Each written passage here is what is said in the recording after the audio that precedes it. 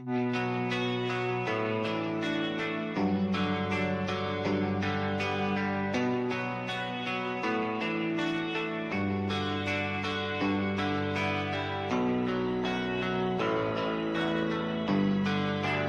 are you feeling?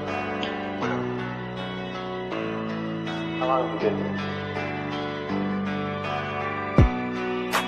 3 months, May 17th. And what brought you? That's difficult to answer.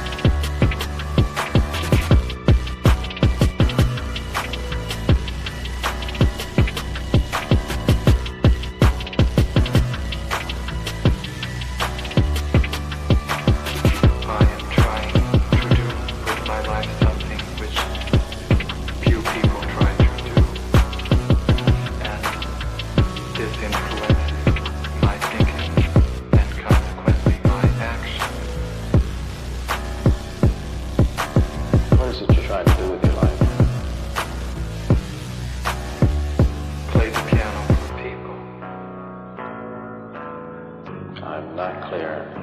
How is it that playing the piano for people has eventually resulted in your being here in the hospital?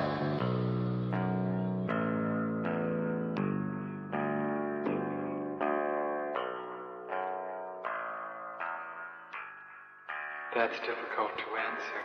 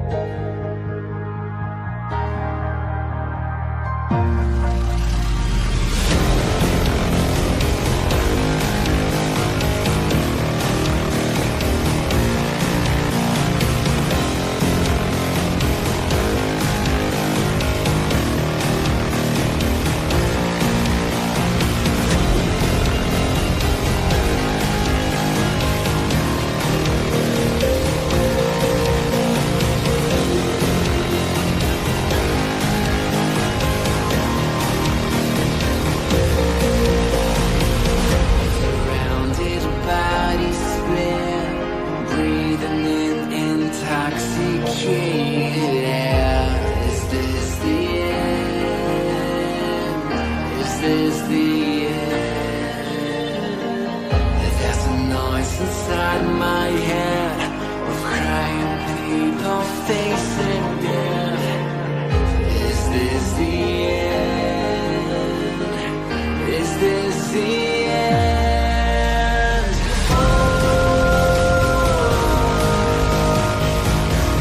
I'm burning in the stone.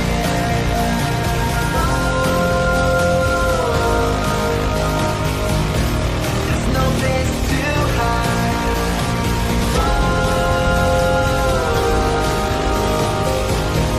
I'm burning in the stone.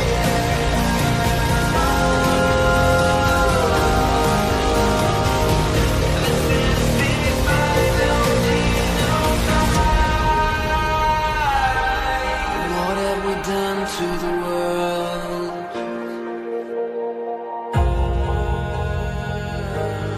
What have we done to the world?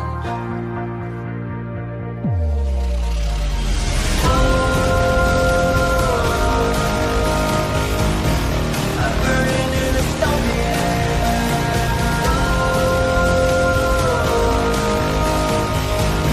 There's no place to hide.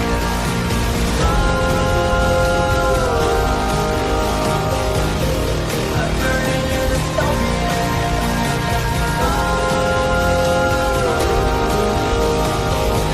This is the final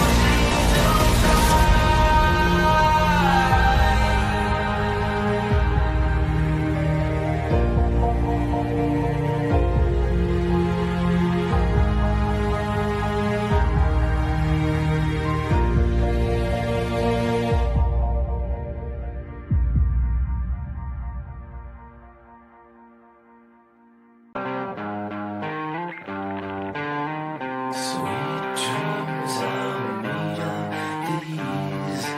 Who am I to disagree? Travel the world and the seven seas.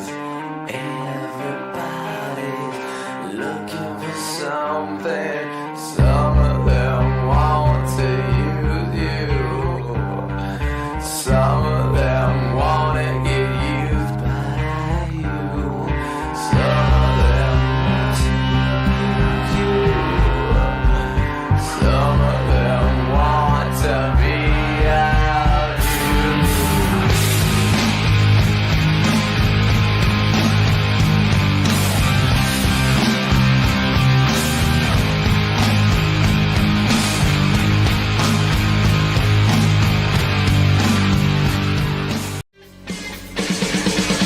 Won't anybody help us? What are we running for? When there's nowhere we can run to anymore. We can't afford to be innocent. Stand up and face the enemy. It's a do or die situation. We will be invincible. And with the power of conviction, there is no sacrifice. It's a do or die situation. We will be invincible. Who the fuck is Karlyn? She's just some sweet lady. She's like in a knitting. She does like a knitting stream. She's like a knitting YouTuber. She does knitting. Can we grow up a little bit and Alt not Girl be sent $200. retarded? Have you Please. seen the work of Karlyn Borysenko? Anti-commie cult leader and is obsessed with looking at what actual far-left communists are talking about and organizing today, infiltrating them. They infiltrated the universities, schools, media. She has the receipts to back it up. Primary source evidence. Infestation is dire and she calls Republicans idiots eating slop. Agree. Thank you for the big super chat. Yeah, oh, I know Karlyn B. She's solid. She's funny. I The like great her. noticer sent 200. Literally. So Not it's, Ian. it's not because Yeah. I haven't dangled my junk into the combat zone on purpose to get some camera footage, but that's the big part of what's the Is that problem. what you call reporting? Go and live under, if streaming? you're going to do it, Yeah, go seriously. undercover. Otherwise you're wearing a hunk of meat in a lion's den. Nick Shirley, I love you. Take care of yourself, man. Karlyn Borysenko went undercover. Do stuff like that. Like if you want to expose this thing, don't pariah, please. But Ian, here's and I agree with you to an extent.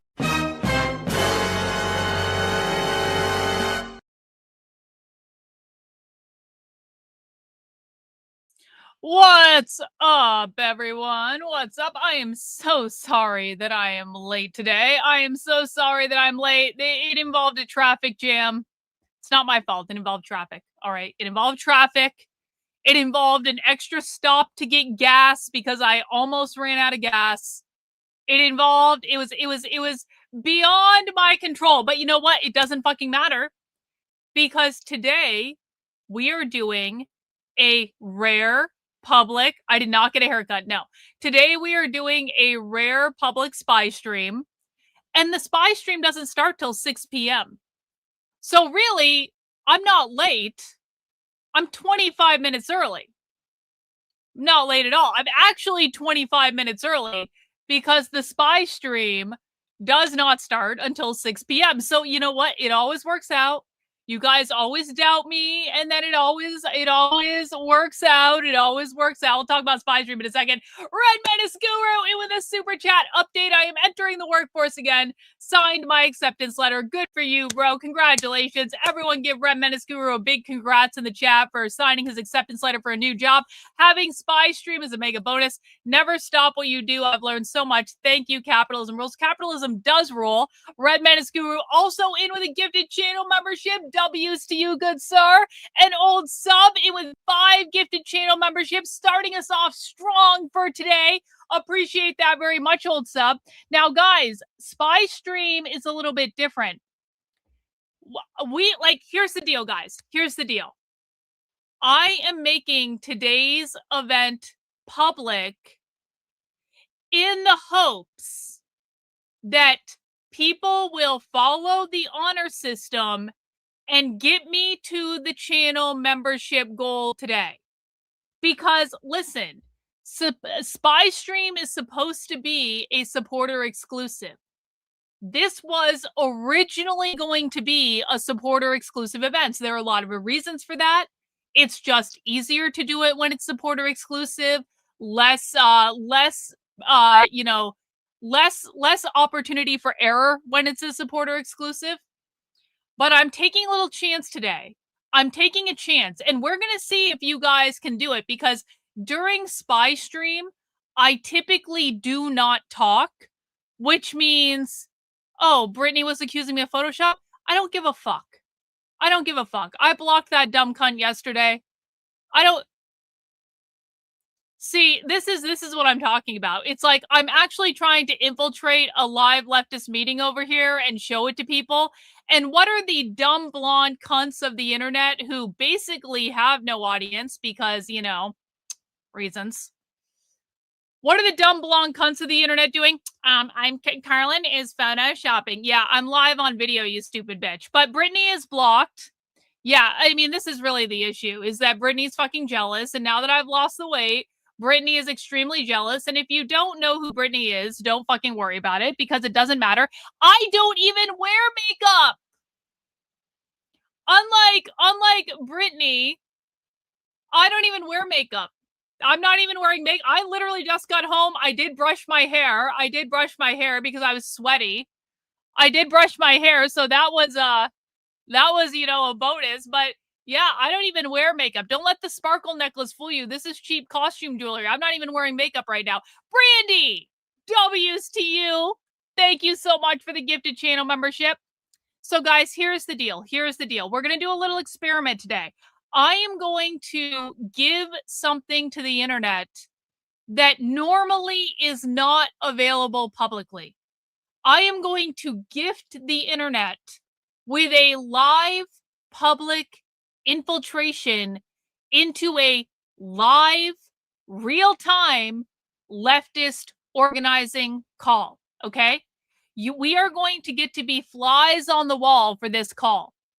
And what I need you guys to do, without me having to beg, without me having to plead, without me having to cajole, I need you to get me to the membership goal today to fund my ability to do this. Because during Spy Stream, because it is a live call, and this is our recording of the Spy Stream, I normally do not talk over it, because of course, we want to make sure we're getting as much of it recorded as possible. And if I'm talking over it to beg, plead, and cajole you guys into giving channel memberships, then that might defeat the purpose because we might miss something. And I don't want to do that. So we're going to do a little experiment today to see if we can do an honor system. Can you guys get me to 100 channel memberships today during the course of this spy stream infiltration through donations? And Rumble, you can do this too, Rumble. I don't want to see any excuses from Rumble. I can see you guys over there too. You guys can gift towards this goal too.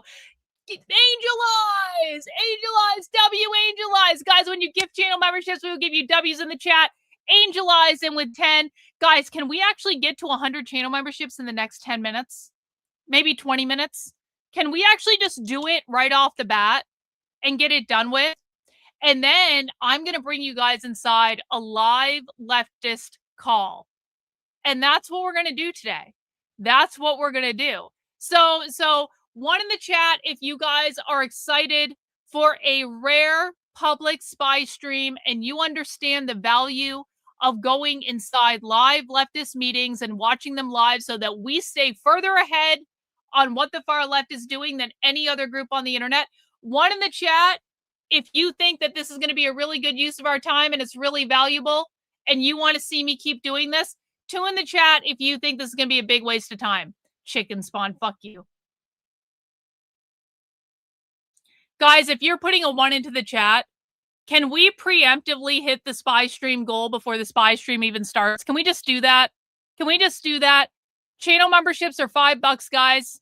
If 100 of you donate $5 in the form of a channel membership, we're already to the goal. We got Bergier in there with a channel membership. We got Chica Lago in there with a channel membership. Thank you. Thank you. That gets us up to 19. It's up to you guys. But listen, I'm going to be a pretty big stickler about these membership goals because the thing is, guys, I am the only person doing this stuff on the left that is completely independently funded. And I need to stay independently funded. The reason I need to stay independently funded, thank you to you, Mike. I will count that as a channel membership. I appreciate that very much. The reason I need to stay independently funded, guys, is because I'm literally the only person on the internet that's just showing you guys primary source evidence. Every other person doing this is coming with a narrative. I am not. Nurse TT, W's to you. Thank you so much for the 5 gifted channel memberships, guys. We're already 25% of the way to the goal. I really appreciate that. Guys, the thing of it is, and I think I've proven this over and over and over at this point, every other person talking about this is coming at you guys with a political narrative. We got Ken in there. Thank you, Ken, for the 5 gifted channel memberships. Look, guys, we're already up to 30 W's to you, good sir. I don't think you guys want someone telling you what to think. Obviously, I have my opinions. I think what you guys want is direct access to the information so that you can judge for yourselves what you think about it.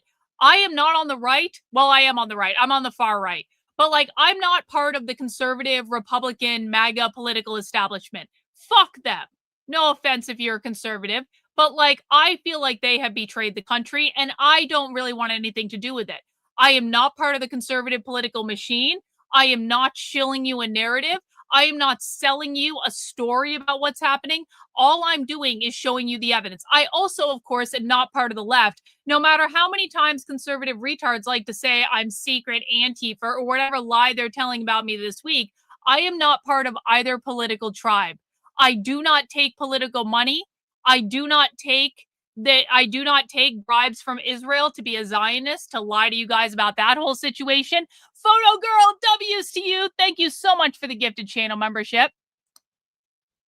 And so I need to stay independently funded. And that's why we have these membership goals.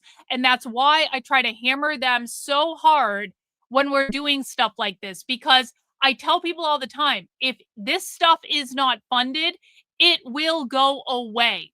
There was a time about a year ago where I literally almost had to hang it up and go back to corporate consulting. That almost happened. We got Monty over on Rumble with a gifted channel membership. I really appreciate it. I'm not asking for the sun, the moon, and the stars, guys. We're about 30 we are 32% of the way to our goal. If we could get like 70 more channel memberships in the next 15 minutes, that would be rad. That would be awesome. That would be a great way to start off the spy stream, because then I don't have to worry about begging and pleading and cajoling, and we can just sit back and look at the evidence and look at what the left is doing in real time. There is not a single other person on the internet who is showing you what the left is doing in real time. There is not a single other person on the internet that is taking you inside their live organizing calls and showing it live. And the reason we give channel memberships is because normally what we're doing today is a supporter exclusive for people with channel memberships, for people who are subscribed to my Substack, for people who donate on Twitter or Locals or Patreon or whatever. And I know what you guys want. You just want access to the information. And I'll give it to you. I have no problem with that. And I'll help you try to understand it if you're new and you don't know the language and stuff like that. We got focused in with a gifted channel membership, 33% of the way to our goal, guys. If we do not meet the goal before the spy stream starts, we will have to meet it before I will be begging, pleading, and cajoling, and I don't want to have to do that. I don't want to have to do that. I really don't want to have to do that. Nurse TT says, I found you from the Portland protests when conservatives were calling you out on their lives, accusing you of being a lefty. I wanted to see for myself, and I haven't left the channel since. Common story. Common story, Nurse TT, and I really appreciate you looking for yourself and seeing what's going on. So what are we watching? I'm not going to tell you yet. You will find out when the stream starts. But we are going to be going inside. Basically, this is like the first week of a several-week training program for the left. So if you guys want to see the rest of the training after today, you're going to have to be a supporter because I'm not doing this publicly again. Werner! W's to you, Werner. Thank you so much for the 5 gifted channel memberships. Really, really appreciate that, bro. Guys, we are like almost at the halfway point already. We are almost there. We are almost there. Werner, I really appreciate it, bro. Thank you so much for your generosity. Really, really appreciate you. So this is actually the kickoff meeting of a several-week leftist organizing kind of summer camp, where they are going to be bringing a whole bunch of people through several weeks of content. And I'm going to show you the first week as a freebie. And that's what we're going to do here today. So welcome everyone. This is a teaser day today. And again, I really hope you guys are going to get me to the channel membership goal. And if it doesn't happen, then I just won't be able to do this stuff in the future. I want to be able to do this on occasion. Mitchell, W's, thank you to you. But it is what it is sometimes. And sometimes, we don't always get what we want, but sometimes we get what we need. And that's, sometimes that's got to be good enough. And let me give you an example of what we're talking about while we're waiting for this to start. Did you guys know that Tom Homan went on Fox News this morning and said, all of those people outside of the New Jersey ICE facility are paid protesters? Did anyone hear this? Let's listen. Hey, we got Chica Lago in with a gifted channel membership. W's to you, good sir. Guys, we are already 40% of the way to the goal. We can totally hit this goal before the stream starts. We really can. We can hit this goal in the next 12 minutes. Can we do just like a channel membership run?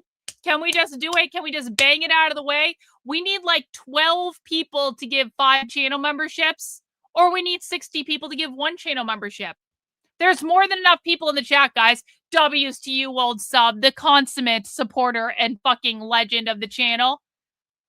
Almost getting us to the halfway point before the stream even begins. What a fucking rock star. We got I don't know how to say this. Ian, welcome to the cult, bro. You're never leaving. Your life is over. You're never seeing the world the same way again. But we appreciate you being part of the channel, and you're going to have friends during the Marxist overthrow of the country, and that's going to be pretty rad.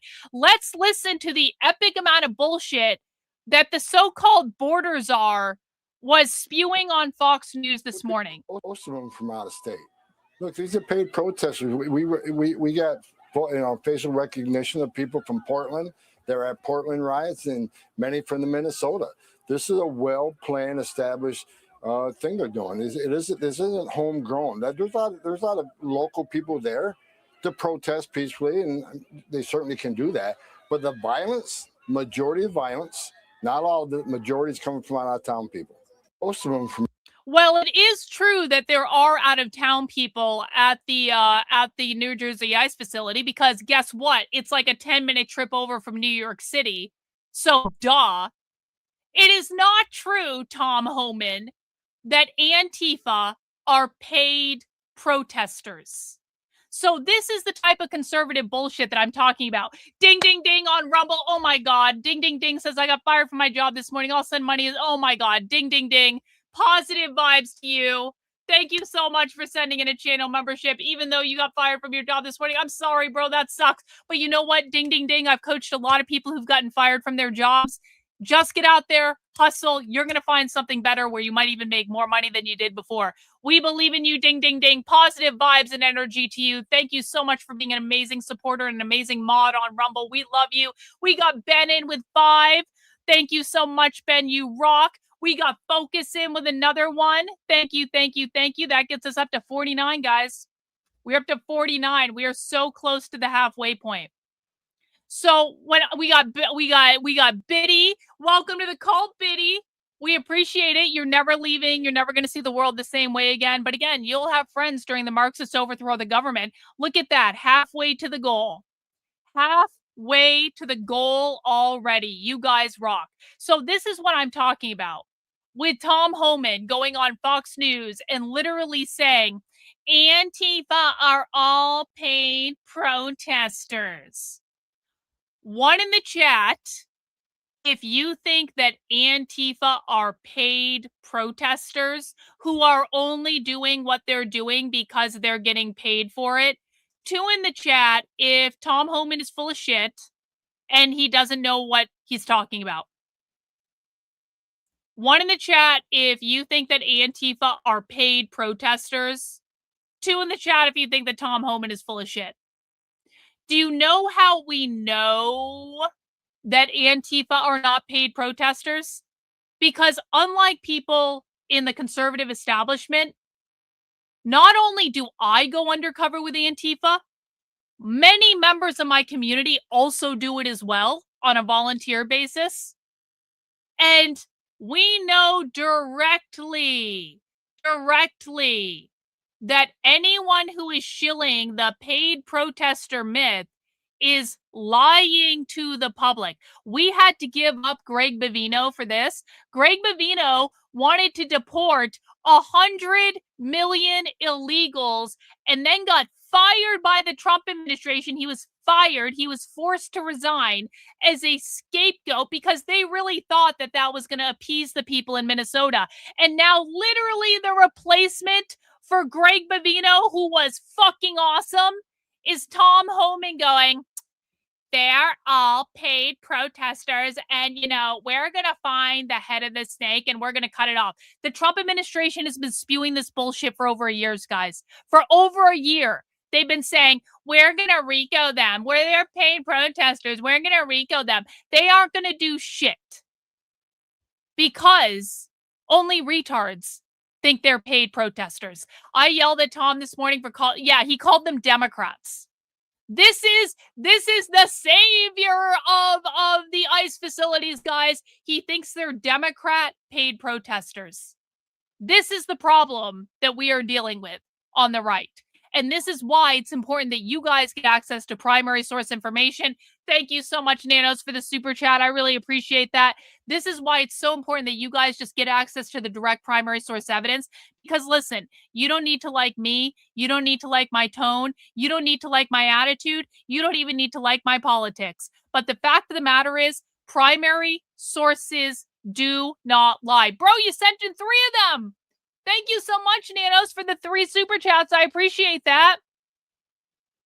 So, in about 5 minutes, we will be going inside a live leftist call. I really, really hope that we can get another 50 channel memberships by the end of the stream today so that I can feel comfortable bringing this stuff to you guys where I can't beg, plead, and cajole for funding throughout the entire stream. Nanos just coming in with super chat after super chat. Really appreciate that, bro. Really appreciate it. I want you guys to have access to this information. I need to make sure I'm in a position to provide it to you by getting it funded. If you can't afford to give, I understand that. I really, really do. I am not talking to you if you are in a financial position where you cannot afford it.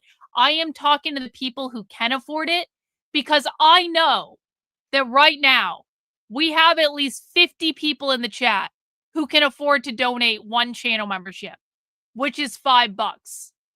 I know we have that.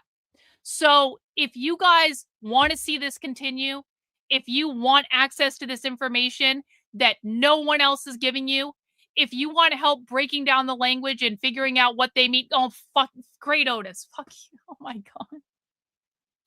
And there comes Great Otis slamming his giant cock down on the table for everyone to see, saying, I got this, and we're gonna watch the Kino Casino later too, right? We actually aren't, because we got a great movie night tonight. But the Great Otis coming in, the big swinging dick of the chat today, getting us to the channel membership goal before Spy Stream even starts, dropping a 50, bro. You rock, Great Otis. Thank you. Thank you for funding the casino streams. Thank you for being a fucking legend on this channel. Thank you for giving out 50 channel memberships today. We appreciate you. We love you.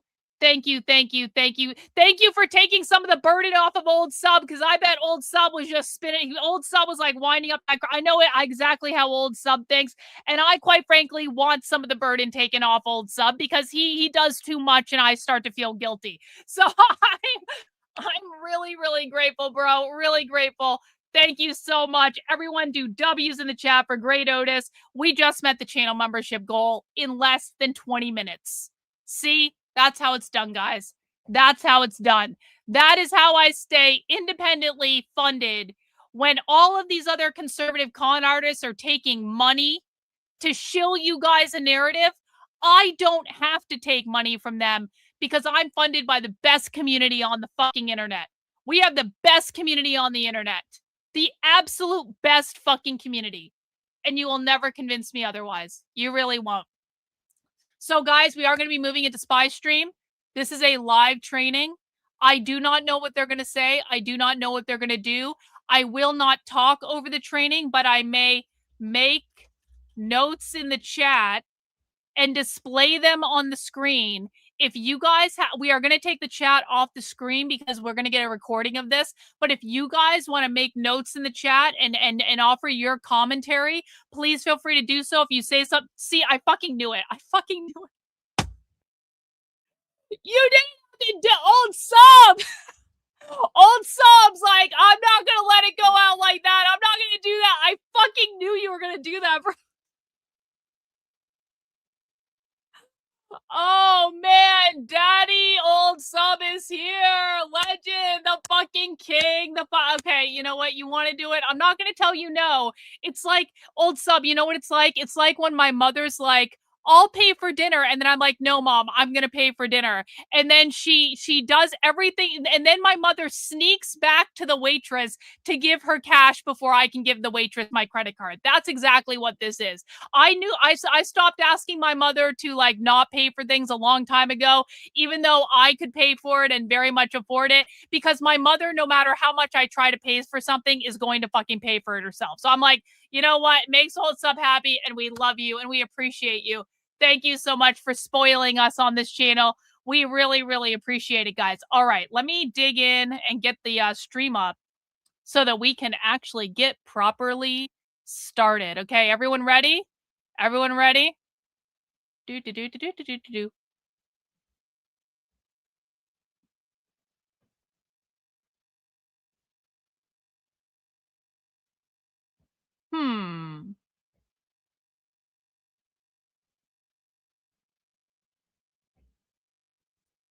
Zoom is not working for some reason.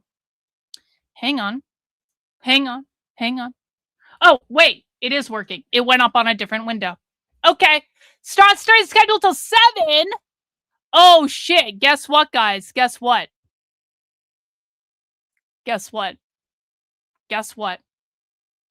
I'm a retard. Hey guys, guess what? I'm a fucking retard and the spy stream doesn't start for another hour. I don't know how time zones work. It's my fault. I don't know how time zones work. I don't know how time zones work. And hey, listen, guess what? We are going to do the spy stream tonight. But it's going to be in we have to wait an hour. We have to kill an hour. Okay. We can do it though. We can totally do it. Don't worry. We've got material we can cover for the next hour. 7 lilies, 5 channel memberships, bro. W's to you, good sir. Really appreciate it. I'm not showing. I showed you my tits on Twitter today. Okay. I basically showed you my tits on Twitter today. And you know you liked it too, because they looked good in that shirt.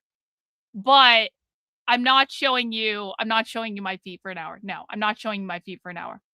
But we've got some stuff we can do. We definitely have some stuff we can do for the next hour. Okay, so my bad, guys. My bad. I thought it started at 6 p.m. It actually starts at 7 p.m. But that's okay. That's all right. That's all right. We're gonna hang out and do some socialist stuff for the next hour. And then we will go to spy stream in an hour. I apologize, guys. I really do. I thought it was at 6. That's okay. Let's see. What can we do? Oh, can we talk about Dave Rubin being a massive coward for a second? Can we talk about Dave Rubin being a massive coward for a second? Yeah, guys, if you don't want to kill time with us, just come back in an hour. It'll be fine. Come back in an hour. We will do. I'm a professional streamer on the internet. Yep. It's true. I'm a professional streamer on the internet. Can we talk about what a cowardly fucking loser Dave Rubin is? Listen, guys, I'm sorry. I didn't know better in 2020 when Dave Rubin started befriending me to get me involved with the PragerU shit. I didn't know better in 2020 when I was on Dave Rubin's show many times. I didn't know better when Dave Rubin invited me over to his house and I went to his birthday party and I went to his house a couple times and hung out with all of the Zionist fucking liars and shills, but I didn't know better. I didn't even know about the Israel shit. I didn't know. I was a Democrat who left the left after my knitting community got taken over. My life got turned upside down. Overnight, I was well known in the conservative, political sphere. I had a PragerU video made about me. All that shit. I didn't know, okay? I was naive, and I'm sorry, and I can't go back and change things. Mistakes were made.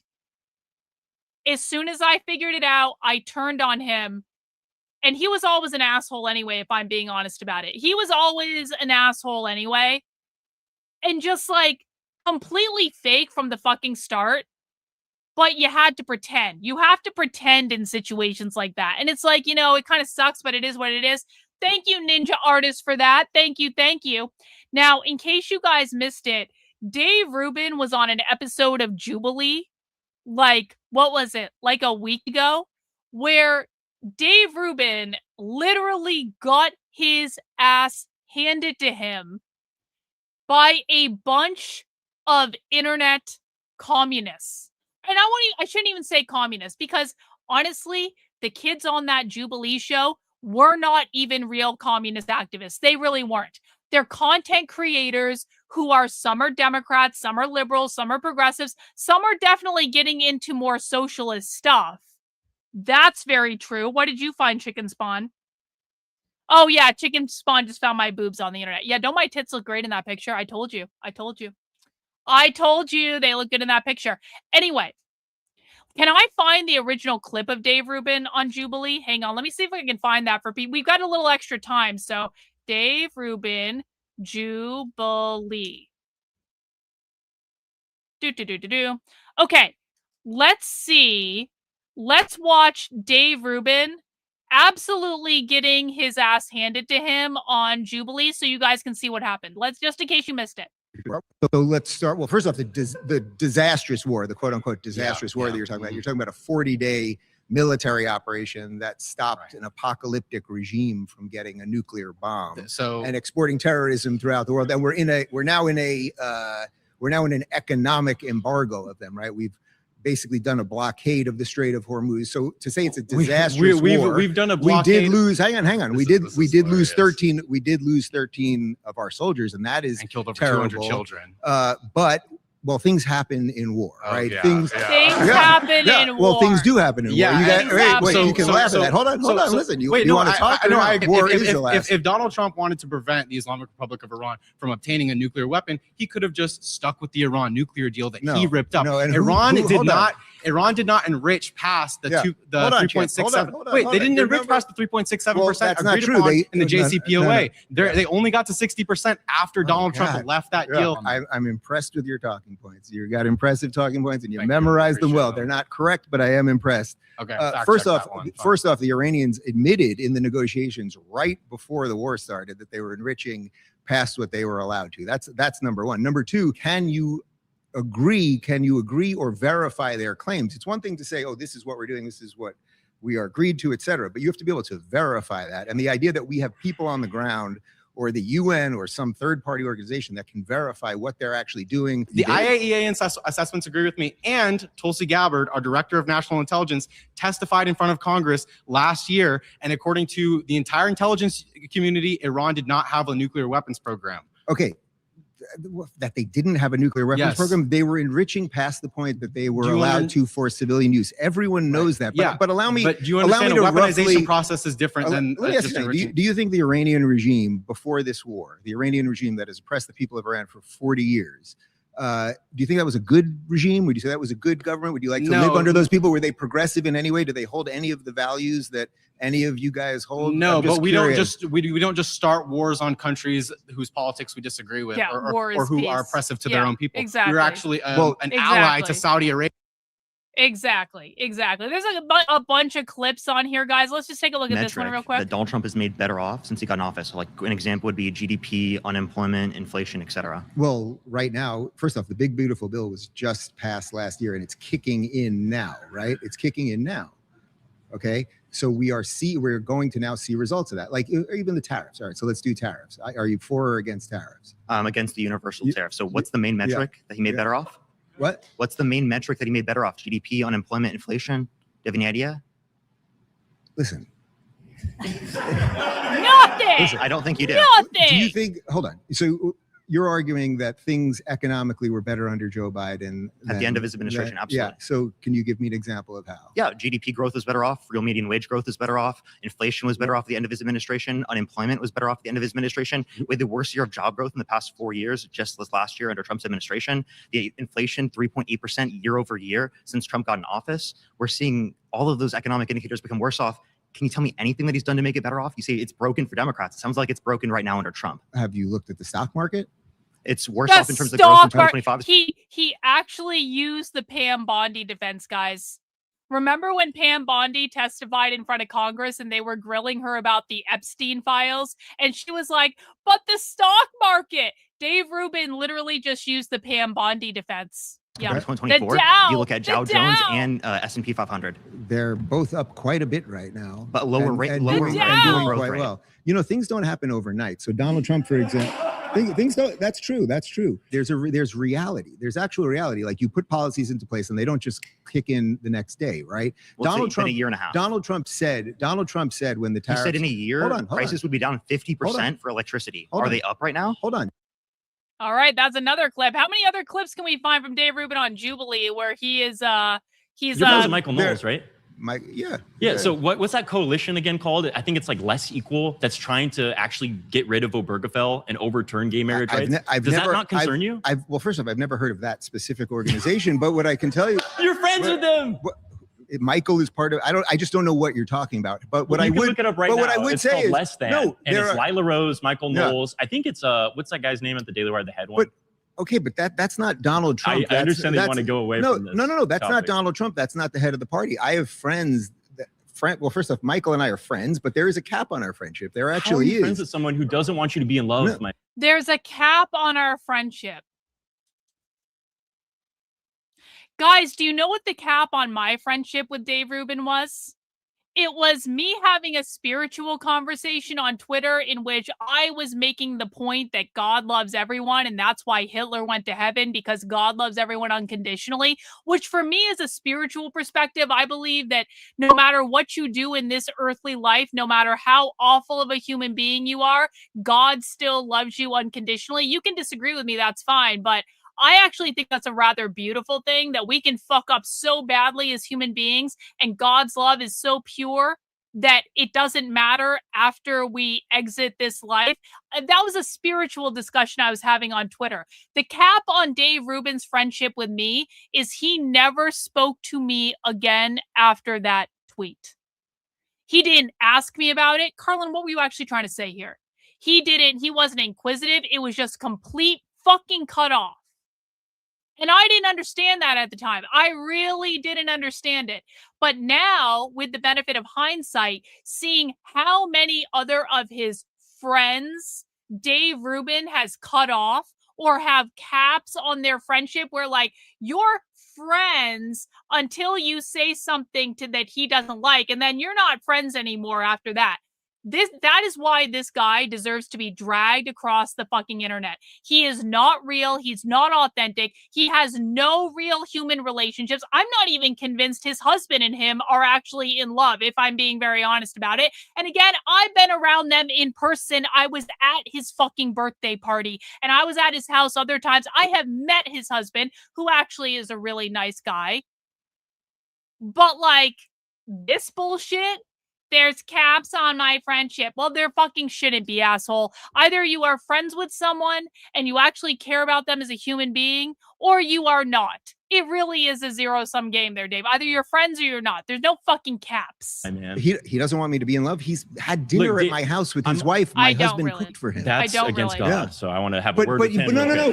But think about what you're saying. I get Dave, it. No. Think about what I'm saying. But what I want to say your name. Wait. Hold on, champ. You know, in your world of how tolerant you are showing me you're actually showing a remarkable amount of intolerance, because although I don't know the group that you're talking about, Michael Knowles as a human being has been to my house, and my husband has cooked him lamb, and we have enjoyed evenings together and shared personal moments and all of those things. Now, do we agree on absolutely everything? By the way, going to Dave Rubin's house essentially means that you sit around. I'll tell you exactly what happens at Dave Rubin's house. You sit around, you drink, you get high around the fireplace, you talk to a bunch of influencers about topics that don't really fucking matter, you smoke more weed, and then eventually you go home. That's what happens. That has been, like, you know, the times I was at his house when he was in LA, so I haven't been like we weren't friends by the time he moved to Florida. But, like, that's literally what happens. You go, there's food, there's drinks, you drink, you get high around the fireplace, and that's it. And it's not like these people are having in-depth personal conversations. It's just like it's all surface level kind of like narcissistic bullshit that was honestly never very interesting to me, except, like, I don't mind getting high around a fireplace, but it's just like the conversation wasn't even that good when everyone was high, which was actually disappointing. Of course the answer to that is no. And if Michael or anyone else was trying to lead some organization that was going to go against my civil rights, well, that is where obviously we would have our difference of opinion, really, of course. David, but I also respect people's religious beliefs. They're allowed to have their religious beliefs. Except I wasn't allowed to have my religious beliefs when I said God loves everyone unconditionally, including Hitler, Dave. I wasn't allowed to have my religious beliefs. That was a step too far. Their religious beliefs are not allowed to legislate my life. This is all very separate from the trans thing, which obviously I sense is going to come up a few more times. I'll just say real quick, like, I'm not trying to come after you. I Yeah. believe that you should have the full liberty to have the family of your choice. Yeah. But what I will say is I'm glad Michael treats you with respect individually when you guys are together. But when he goes in front of his platform and says that a video of two gay men having a child is the most disgusting thing that he's ever seen, which is a quote, you can look up the tweet. Michael said that that child is in one of the most dangerous situations he can think of, which is crazy to think of all the abusive parents that actually live in this society, regardless of sexual orientation. And you're going to look at a happy family and say, this is disgusting. That should feel like a violation. Okay, so I didn't see that video. All right. All right. Do we have any other more clips? Oh, well, let's just get into it now. So we've now seen a couple clips of Dave Rubin's just disastrous appearance on Jubilee. And I've seen others that were worse, but I'm not going to go find them right now. Well, guys, did you know that when Dave Rubin was debating those internet fucking Democrats, did you guys know that Dave Rubin's life was literally in danger? He was literally, Dave Rubin got his ass handed to him in that debate with those internet leftists because his life was literally in danger. And Dave Rubin, because he's a liberal, believes words are violence, and he just couldn't handle the heat, guys. He just couldn't handle it. Now let's hear what Dave Rubin said about this just the other day. And I honestly believe several of them would have killed me if given the opportunity, truly. And you all know my guy Joey, who works for me, and he said to me after, he said, Dave, I made a choice halfway through that if one of them was going to attack you, I was going to get involved. Because that's the level of tension. Like, I could feel the daggers coming at me. The ones that, mostly they had horrible scowls on their faces, but the ones that smiled at me actually seemed like the most dangerous because they were like Joker smiles. And the weird Joker smiles, it was so distracting and so unpleasant. You can't have discourse. I don't know how you pulled it off. You know, truly, to sit around 20 people that have nothing but hatred for you. Like, there wasn't even I tried my best. I kind of didn't want to do it because I've just been through enough versions of the internet and dealt with the hate and the whatever. My team really wanted me to do it. I was like, you know what? I'll give it. I'll do it. Whatever. It's not a big deal.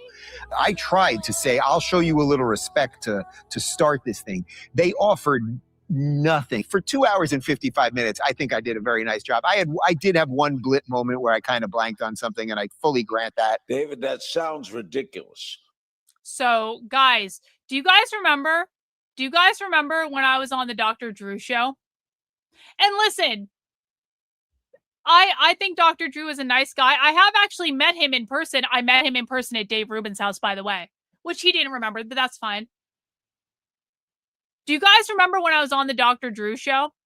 And Dr. Drew tried over and over and over again to get me to say that what was driving the left's behavior was narcissism and mental illness. And he kept coming back to this, and he kept saying, as a psychologist, don't you think that this is mental illness? Don't you? And I said to him, I don't think there's any more mental illness on the left than there is on the right. I think that there are some mentally ill people, but that's not what's driving it. I actually wanted to have a conversation about the motivations of the left. Dr. Drew literally just brought me on that show because I was a psychologist, and he wanted to get me to say that it was all mental illness and narcissism that was driving the left. And now Dr. Drew's talking to Dave Rubin. Dave, I just don't know how you talk to those people. I just don't know how you do it. Well, guess what? I have had communists on this channel multiple times. I have had communists that I've had conversations with on this channel, and guess what? It's actually not that hard to talk to them. It really isn't. It really isn't. And when you actually do talk to them, you find out they have a very different value system than you do. I do not agree with their value system at all. I don't agree with them, but they are highly intelligent, a lot of them. They have thought through these things from their perspective. They have different values. They have different solutions. I personally think they're in a cult where they have brainwash. Oh my God. Andy No is calling the Denver Communist Trantifa. That's a different problem with a different conservative shill for a different moment. What the fuck? We are surrounded by bullshit con artists. You guys understand this, right? Literally every single person involved with the conservative establishment, not a single one of them want the fucking truth. Dr. Drew doesn't want the truth. Dave Rubin isn't smart enough to even comprehend the truth about the left. Andy knows on Twitter right now, lying to millions of people about the Denver Communists. Guys, we cover the Denver Communists all the time. Andy No doesn't even know what the fuck he's talking about. Trantifa is not a real thing. It is something that he made up. Tom Homan's on Fox News lying about the people in front of the New Jersey ICE facility being paid protesters. And now Dave Rubin is really trying to say the reason that I got my ass intellectually handed to me by a bunch of young fucking Democrats is that I was literally afraid for my life. And when I saw this, I couldn't help but be like a little personally offended. Because, I'm sorry, for the last 5 years, for people who are new here, I've gone undercover with Antifa in person by myself more than any other person that I know of. And if you think someone's done it more than me, name a name, because I don't know of anyone else who has done this more than me. I really don't.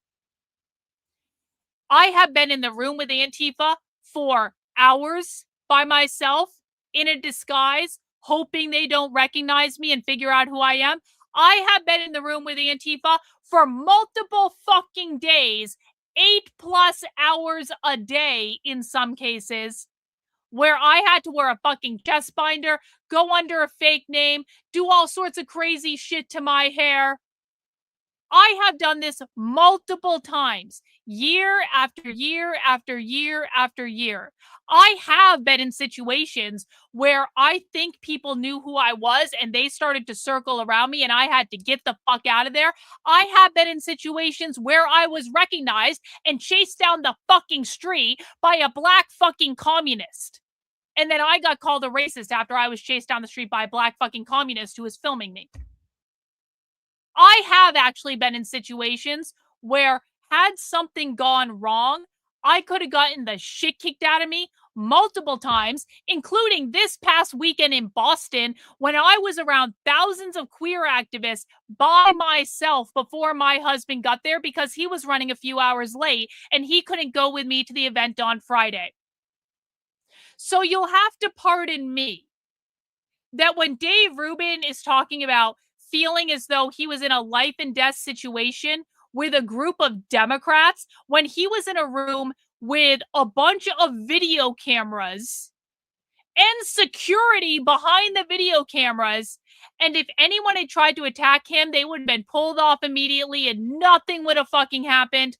I'm sorry. I have put myself in real danger many times to get secret recordings from the left, to get the access to their propaganda, to get access to what they talk about behind closed doors. Shit that Dave Rubin has no idea about because he doesn't actually care. Shit that Dr. Drew doesn't care about because he only wants me to say the left is mentally ill on the internet. Shit that Jillian Michaels doesn't care about because she's brand new to all this and is still incredibly naive and a Zionist, and so she's going to become a well-paid shill just like the rest of them who will lie to the public about what's going on.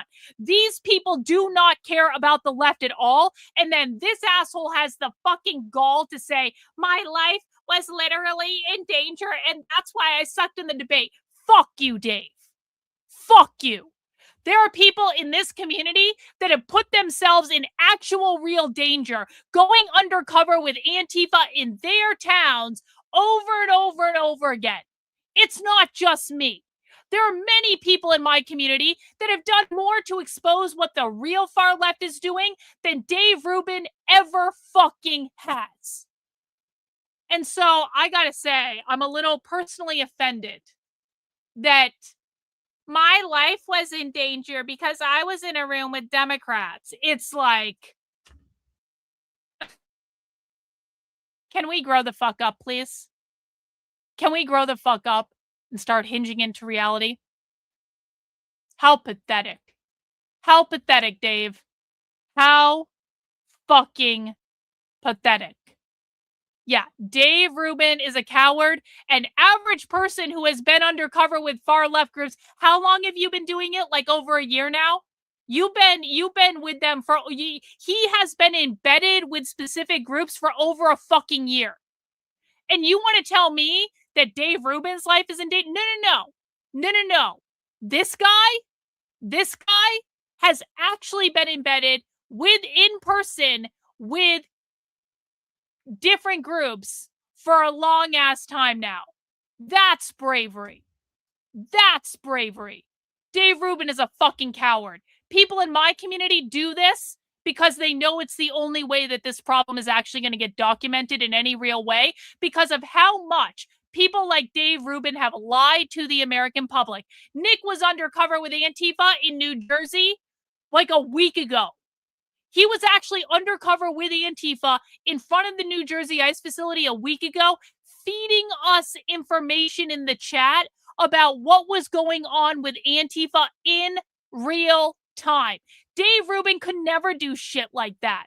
Dave Rubin doesn't know anyone who would do shit like that because he is a conservative con artist that stays in his gated community and wouldn't talk to the lowly peons of the world, even though they have more information than him and are smarter than him in every possible way.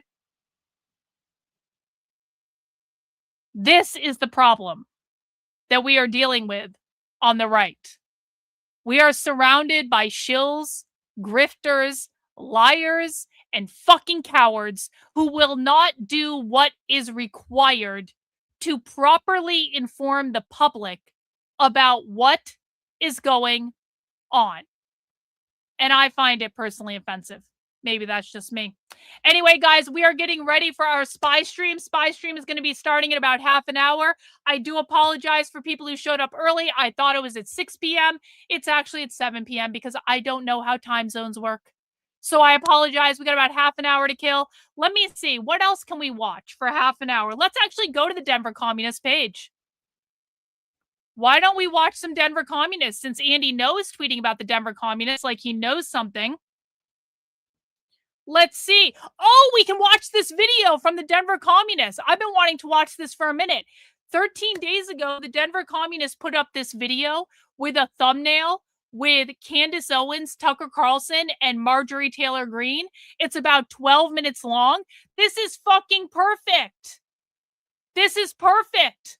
Let's watch this video from the Denver Communists and see what they had to say. And then at 7 p.m., we will be going into our live rare public spy stream Infiltration. So let's see. Red-brown alliances. First off, we'll start with the definition. So it's an alliance between communists and socialists, hence red, with far-right and fascist forces against what appears to be a common enemy. This can be... Oh, so this is the Denver Communists basically saying, here is why we should not team up with these right-wing fascists against Trump and MAGA. So the discussion that the Denver Communists are about to have is Marjorie Taylor Greene, Tucker Carlson, and Candace Owens are all fighting with Trump and they're denouncing him and all that stuff. And the Denver Communists are like, don't get it twisted. We should not align with the evil brown shirt fascists. The state, liberal democracy, the status quo in general, and other things as we've seen in our articles for tonight. So the origins of this is in the Weimar Germany period. It developed basically over a split about how to respond to the Treaty of Versailles. One of the groups that came out of that was the so-called National Bolsheviks. So the sort of anti-West, anti-Versailles attitude of resistance started to become couched in these more nationalistic language, and conspiratorial thinking. So they would use the sort of leftist or radical language to essentially cover for things like anti-Semitism. They would refer to, instead of what we would call like bourgeois or capitalism, they would say Jewish capital or capitalist cosmopolitanism and that sort of thing.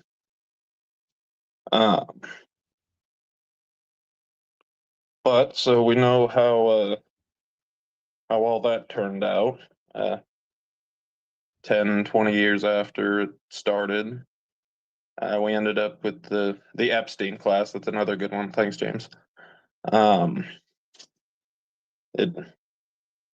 sort of red-brown alliance there ended with Nazi Germany in some of the most horrific war crimes and such in popular memory, at least.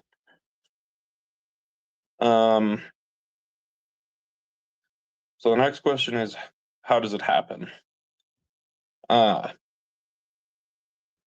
Generally, it seems to be caused by opportunism and a lack of political clarity. So as we saw in the Palestine article for tonight,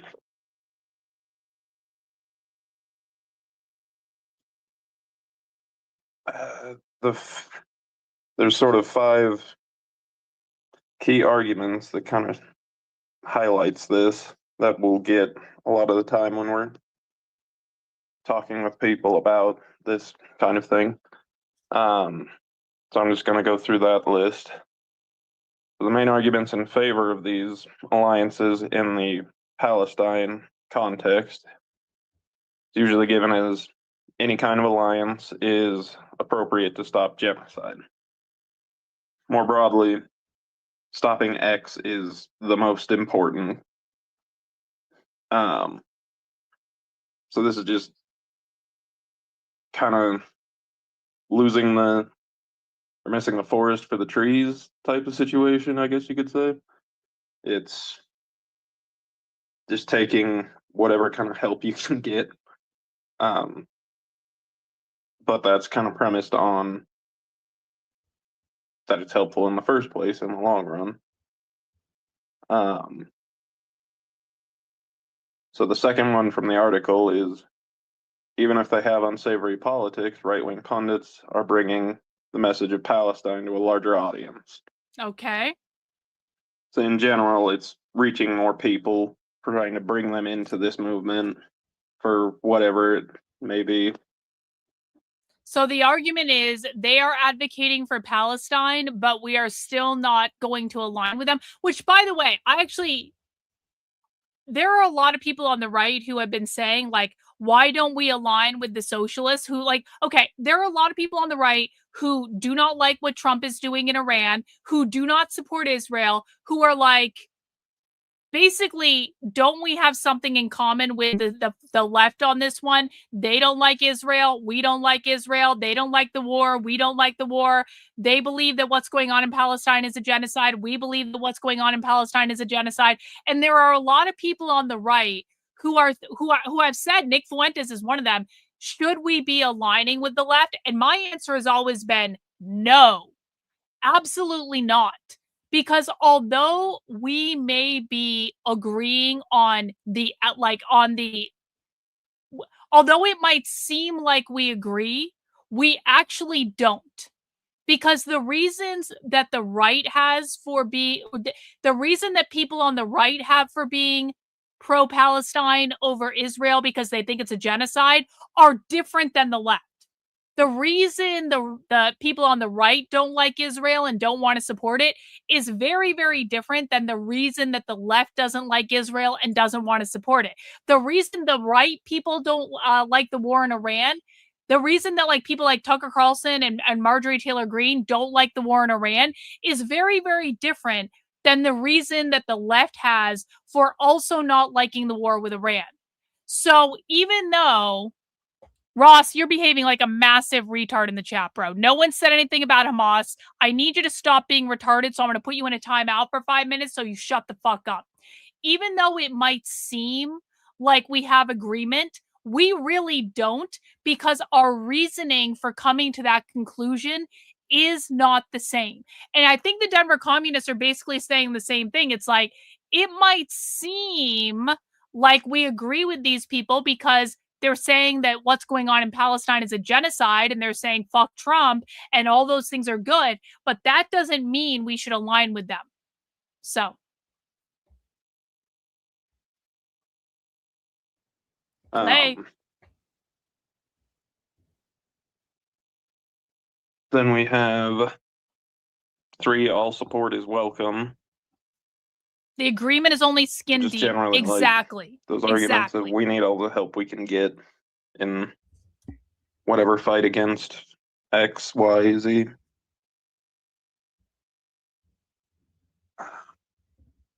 There's also then the number 4 from the article, that conservatives have power, therefore changing their minds can lead to changes in U.S. policy. So more broadly than that, just generally they have the power, so we need to appeal to them, which is just that blatant opportunism. Exactly. This is an excellent way to put it. We can agree with them on anything as individuals. We can sympathize, but helping them never helps us. Like, for example, I don't think that capitalism is necessarily a perfect system. We don't have free market capitalism. We obviously don't. I think that capitalism, like, includes crony capitalism, is very corrupt, is very nepotistic. I think there's a lot of valid critiques to make of the capitalist system. Does that mean I want to be like the left and overthrow the government and install communism? Fuck no! I don't think that's a good idea either, and I think that will lead to all of us starving. So it's like, yes, I can grant you that capitalism is not a perfect system, but that doesn't mean that your solution is better, and it doesn't mean that I think what you want to do is a good idea. And it's the same with like the cops, right? I don't like the cops. I think the cops are an organized gang. The left also does not like the cops, and we can agree the cops do some fucked up shit. That doesn't mean I want to abolish the police and abolish all prisons, and I don't think that's a good idea. So it's like, we can find some areas with the left where, like, yeah, okay, actually you are identifying a problem here, and we can agree on the identification of the problem, but when it comes to the solution piece, you guys are unhinged from reality, and pretending that we have the same reasoning behind our conclusions only ever leads to the left winning and us losing.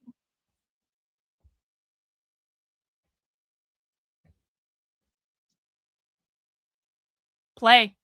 YouTube. Play. So the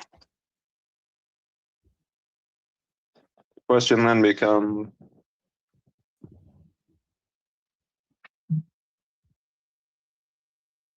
why does it matter for movements, and what do we do about it?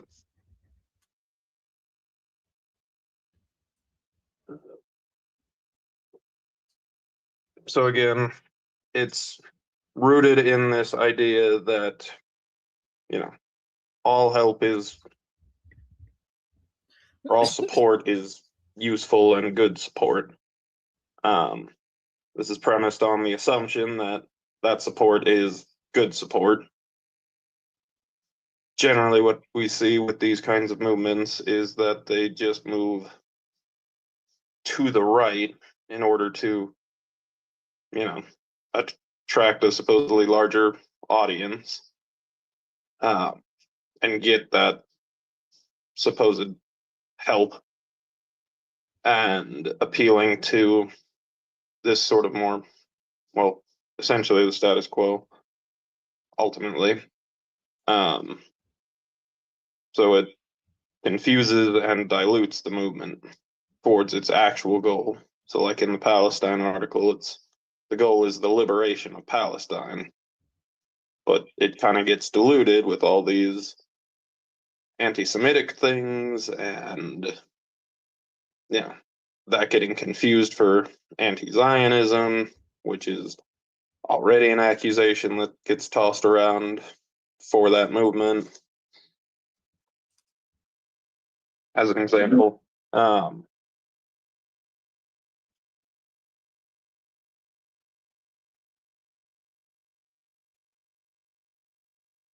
so This is shockingly what we poorly do about prepared it, for them. They are usually better than this. Yeah, what do you do well, about that's this? the $1 million question, I guess. But in order to keep our movements aligned and on target, we need to be critical of these supposed supporters, such as recently in Denver, we had, a few months ago now, we had encounters with the ACP, American Communist Party, trying to get involved with one of our coalition partners groups. Oh, Hawes's group tried to get involved with the Firebrain Collective. Isn't that funny? By the way, guys, the American Communist Party, Hawes and Jackson Hinkle and all those retards, that's not a relevant organization on the left. And the Denver Communists are about to say the same thing. The Denver Communists are basically about to say, those MAGA retards tried to get involved with us and we told them to fuck off, because the American Communist Party is not taken seriously on the left. They think they're all like conservative fascists, and they're right about that. They're not real communists. They're LARPing on the internet. But that's funny that they tried to work with them. No concentration camps in Colorado. So they were trying to get involved with that, and we were able to keep them away basically by arguing within the group why we shouldn't do that, just for these strategic reasons that we've talked about. Yeah, that's a useful case study, I think, because we were able to demonstrate that their motivations were not actually for, in this instance, the liberation of immigrants and stopping oppression. They were, and I was not able to find it again before tonight, but basically in their bylaws, constitution, whatever, they talk about immigrants. It's very like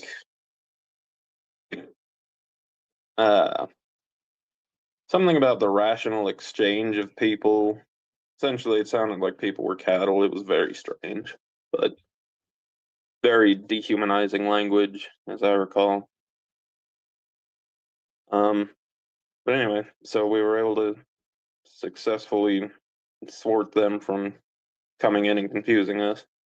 And our friends at the ACP have been problems in the past as well. ACP has been From I problems. They remember don't like them. from the Palestine movement, and that lovely flyer that I think it was Maria made.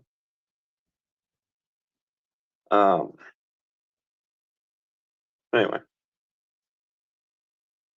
so a lot of this with the Red Brown Alliance is it comes down to trying to take shortcuts. There are no shortcuts to this liberation and what we're trying to do. We need to argue our points and convince people of the correctness of what we need to do. We shouldn't. This does not mean that we capitulate to them, which is what a lot of these brown side of the Red Brown alliances are doing, such as the ACP again, just because they're a perfect example of appealing to those most problematic tendencies, backwards ideas of the working class currently, such as transphobia, homophobia, racism, and just rather than trying to combat those, they're appealing to them. And again, as that's an attempt at a shortcut, but ultimately where that leads is not where we're trying to go to reach liberation and eliminating oppression.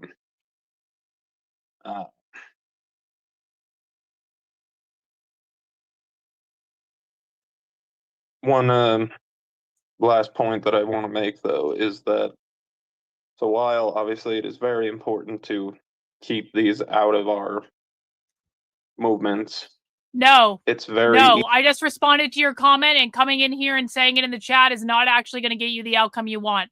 No, there is no reality in which I'm ever interviewing David Duke. No, that is not going to happen. easy to also overcorrect, I think. And we see this in a lot of the like sectarian, very isolationist organizations. Okay, big block. Whereas Bye. what we need to be doing is winning people to our ideas, not cutting ourselves off from them. And the only way to do that is still staying in these movements. And even if people are to our right, we have to work with some of them Wow. and try to move them left. Oh, there it is. There it Whereas is. if they're too, it's a lot of threading the needle, I guess. But yeah, so Well, that's I'm gonna interesting. keep this pretty short. That's interesting that the position of the Denver Communists is that, like, you actually do have to work with some people on the right, but constantly keeping in mind that you're trying to pull them further left, which makes sense, I suppose. That was not the best Denver Communist presentation ever. Most of them are much better, if I'm being honest about it, but that's okay. We've been wanting to watch that for like a couple weeks now. We finally got a chance to watch it, and that's cool. Guys, we are about to enter into, in the next 15 minutes, a spy stream infiltration. Now, one in the chat, if you have been to spy stream before.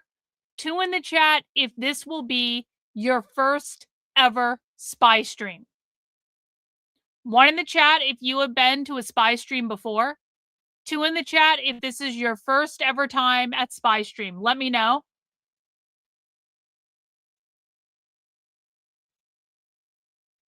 Don't lie. Come on.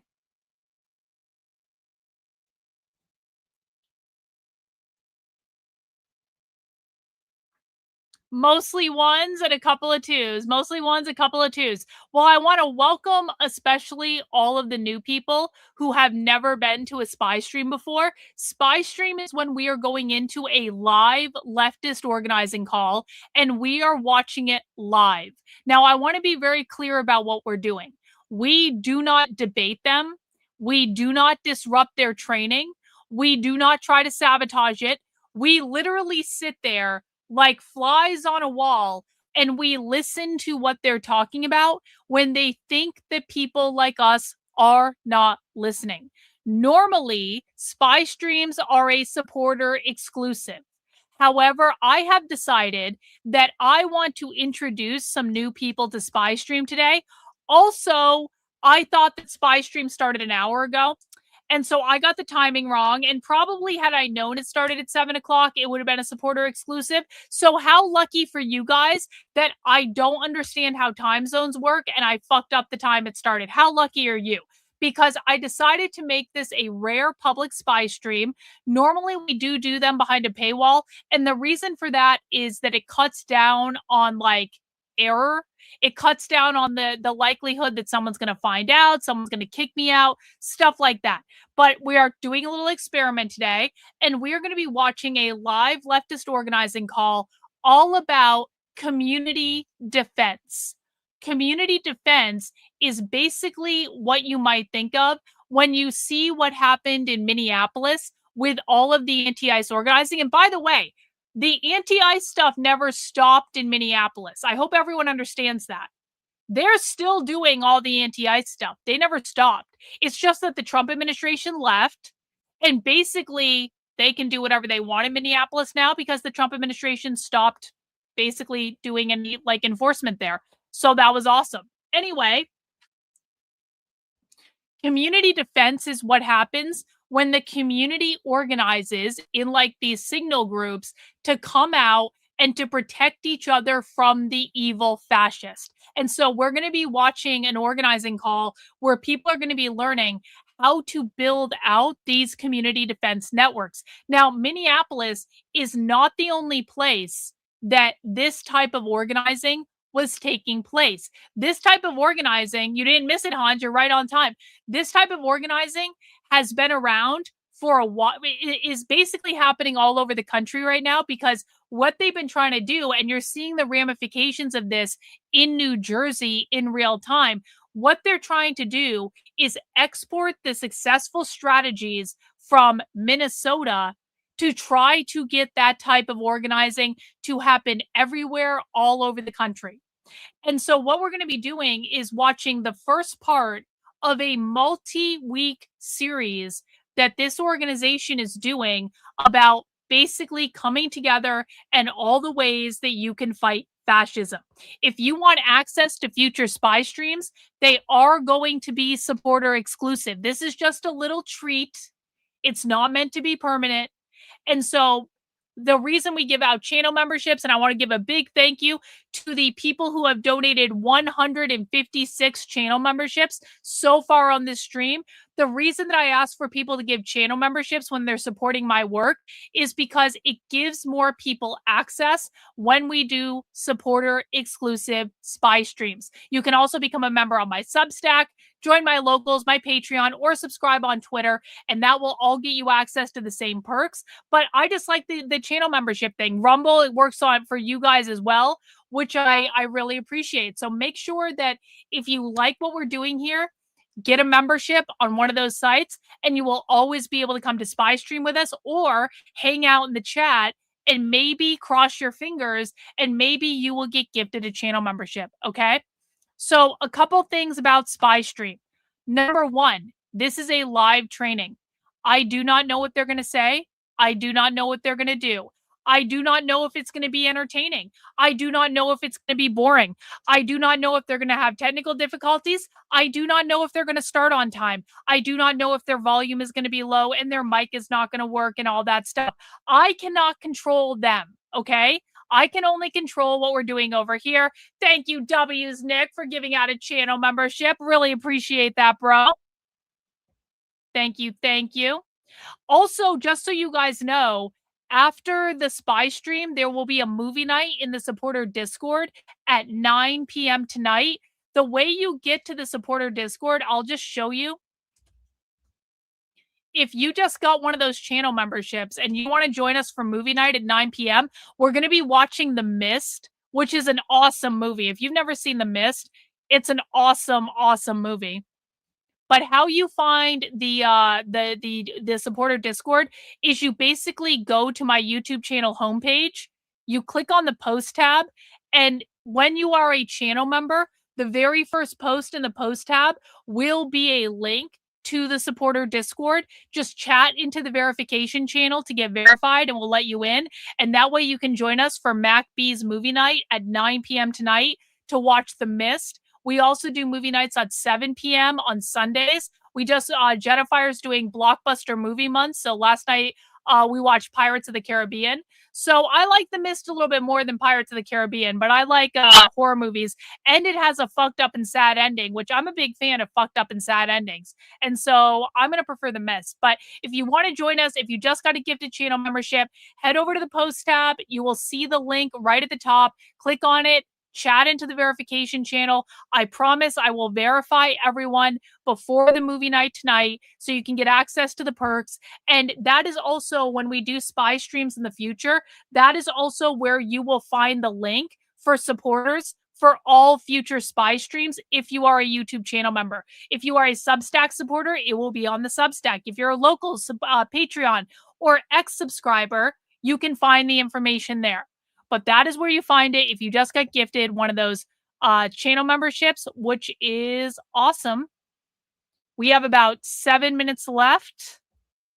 I'm going to wait a minute to start the actual stream, guys, because I like to start right at the very end. So as we're, oh, by the way, okay, couple other announcements. Number one, so we've already said, I don't know what's going to happen on this call. This is a live organizing call. We do not disrupt it. We do not cause problems for them.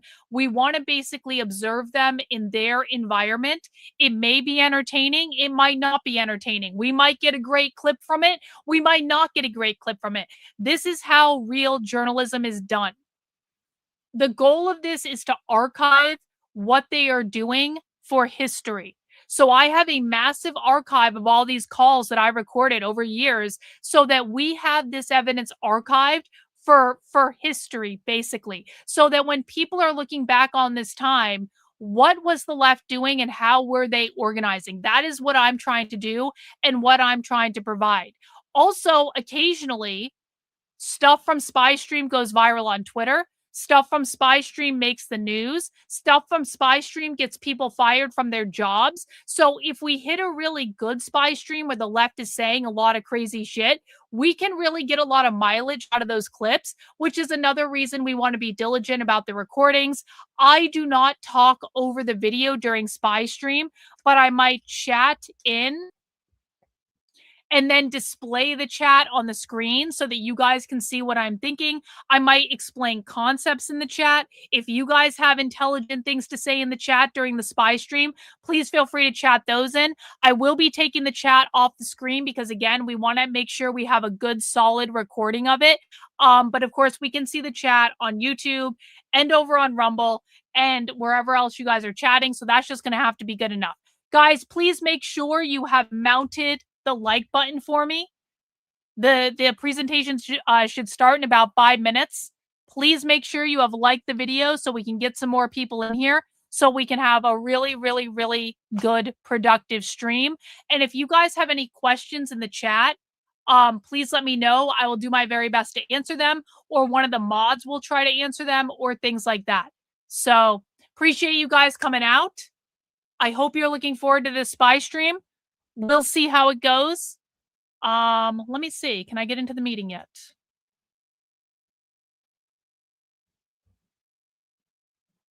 Not yet. They have not let us in yet. But I do have it up on the screen.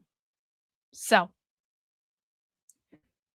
Well, we made it. We had an hour to kill, but we made it. I told you I could talk for an hour about anything, so.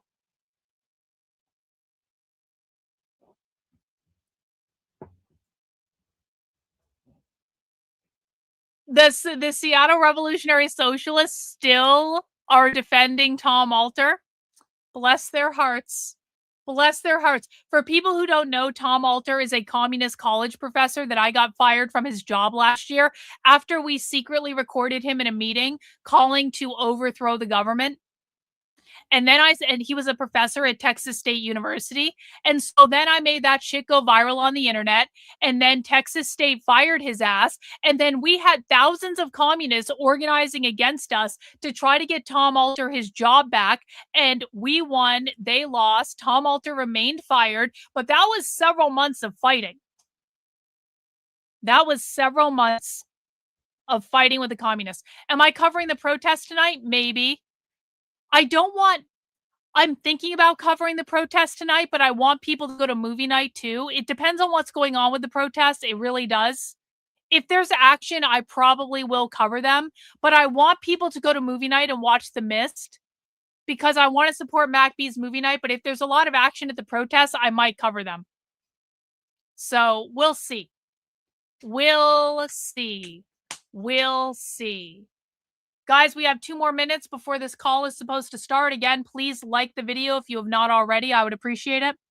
Welcome in to all our SpyStream noobs. You're about to hear from the far left directly, guys. These are the people organizing in Minneapolis. These are the people causing all the chaos. These are the people in the rapid response signal groups. This is how they organize those tactics, okay? Yeah, well, that tends to happen. That tends to happen. People say retarded shit. This is the only non-retard community on the internet, basically.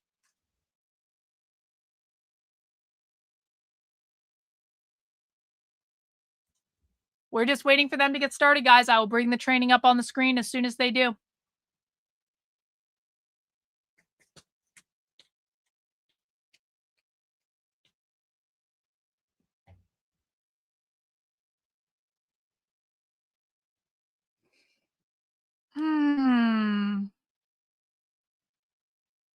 Oh.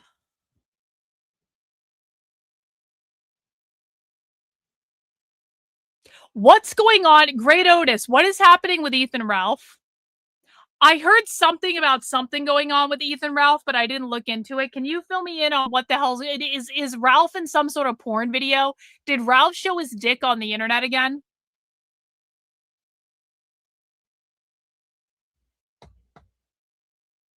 His teeny tiny little dick. Yeah, I heard Ralph's porn star girlfriend broke up with him or whatever. Who could have seen that coming? Who could have seen that coming, honestly? Who could have predicted that Ethan Ralph would break up with that whore he was going to marry? I do have the most intelligent followers on the internet. True. She's pregnant? No way. Oh. Oh. Wait, he has an OnlyFans? No one's allowed to complain if I posted a picture with my tits out again. Like, and by the way, I don't post naked pictures on the internet, but sometimes you can see stuff through my shirt, and I think that's funny. No one is ever allowed to complain if I post, like, a salacious picture on the internet again, because I think it's funny. Pregnant and drinking. Oh, wow. Recording in progress. Hey everyone, welcome to Staff Summer Camp. We're gonna get started in just a minute. We were trying to play music. We're really bad. Can you guys We're hear? really bad at getting music to play Can in you our guys hear the training. So sound? if any of you have any tips about how to do that, shoot us an email. We're just gonna give everyone a minute to go from waiting room into main room. Okay. I see it happening. People are going, Zoom takes a minute to do this. Welcome. We're so excited you're here. We're here all week. So we hope you will also be here all week. We think this is going to be the best summer camp you've ever attended. There's no curfews, no lights out, no mosquitoes. You can show up in your underwear. No one will know. You get to bring all your own snacks and we will not confiscate them. You can also bring like adult snacks, you know, you can bring a cocktail, but you never did that at summer camp in your youth. Okay, we're calling this Smash Authoritarianism Summer Camp. Big asterisk here. We're not talking about actually smashing things. We are only talking about smashing things figuratively, right? So don't smash anything that doesn't belong to you or is alive or is a physical thing. Okay, tonight, it's all about community defense. So if you have joined me, Jessica, or Zach for a previous training, you've probably heard a lot about community defense.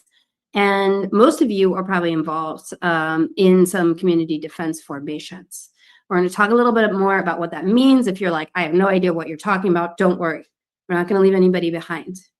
Tonight, we have a little bit of a packed agenda. We're going to go over some housekeeping. But first, we're going to put just a question that you can answer in the chat. The staff that's working on the back end is going to be able to see this. We're going to be able to see whatever you put in the chat. For your security and safety, we have sort of locked down the chat. So other people aren't going to be able to see what you put in the chat, but we'll call out some of the things that you put in the chat. So tell us why you're here and maybe where you're coming from, right? Like your city, not your actual address. Tell us what city you're coming from, what state, what part of the country you're coming from. We really want to know what motivated you to join summer camp this week. And while you're doing that, I'm going to tell you a little bit about what we're going to cover tonight. We're going to talk more about what we're up against, more specifically authoritarian movements and what lies ahead in the coming months. We're going to dive a little bit deeper into how to build a community defense network. This is going to be a little bit of a refresher for some of you. And we're going to talk a little bit about defending against election sabotage. Okay. I had to have one camp craft, and my camp craft, yay me flag. So in the chat, we're going to put a little, it's a free stitch design. You can find a little bit of felt or some fabric. If you have yarn and you have a needle or some string, you can make a yay me flag for yourself this week. And every once in a while, you're going to see me waving the yay me flag whenever I want to give myself a pat on the back. But this is just a reminder that we need to be easy on ourselves, right? Count the little wins as we go.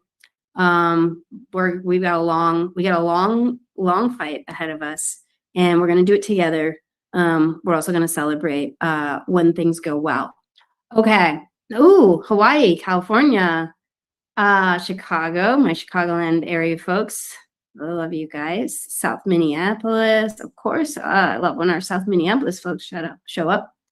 Texas, California, more California folks. Washington. Wow, we got people from all over the country here tonight. This is awesome. New Mexico, Washington State, and Washington, D.C. It looks like Ohio. Love our folks from Ohio. Wisconsin, Oklahoma. Okay, I'm going to keep shouting some of the stuff. Kentucky. I am so happy to be here with all of you. A little bit of housekeeping. We're going to do this. We're going to do a Q&A afterwards. If you put questions in the Q&A, you may get a quick response that says we're going to answer this one live, because we're trying to save a bunch of time at the end for some questions live. If it's a more technical question or something we can answer quickly, we're going to get to it right away. We are recording the thing.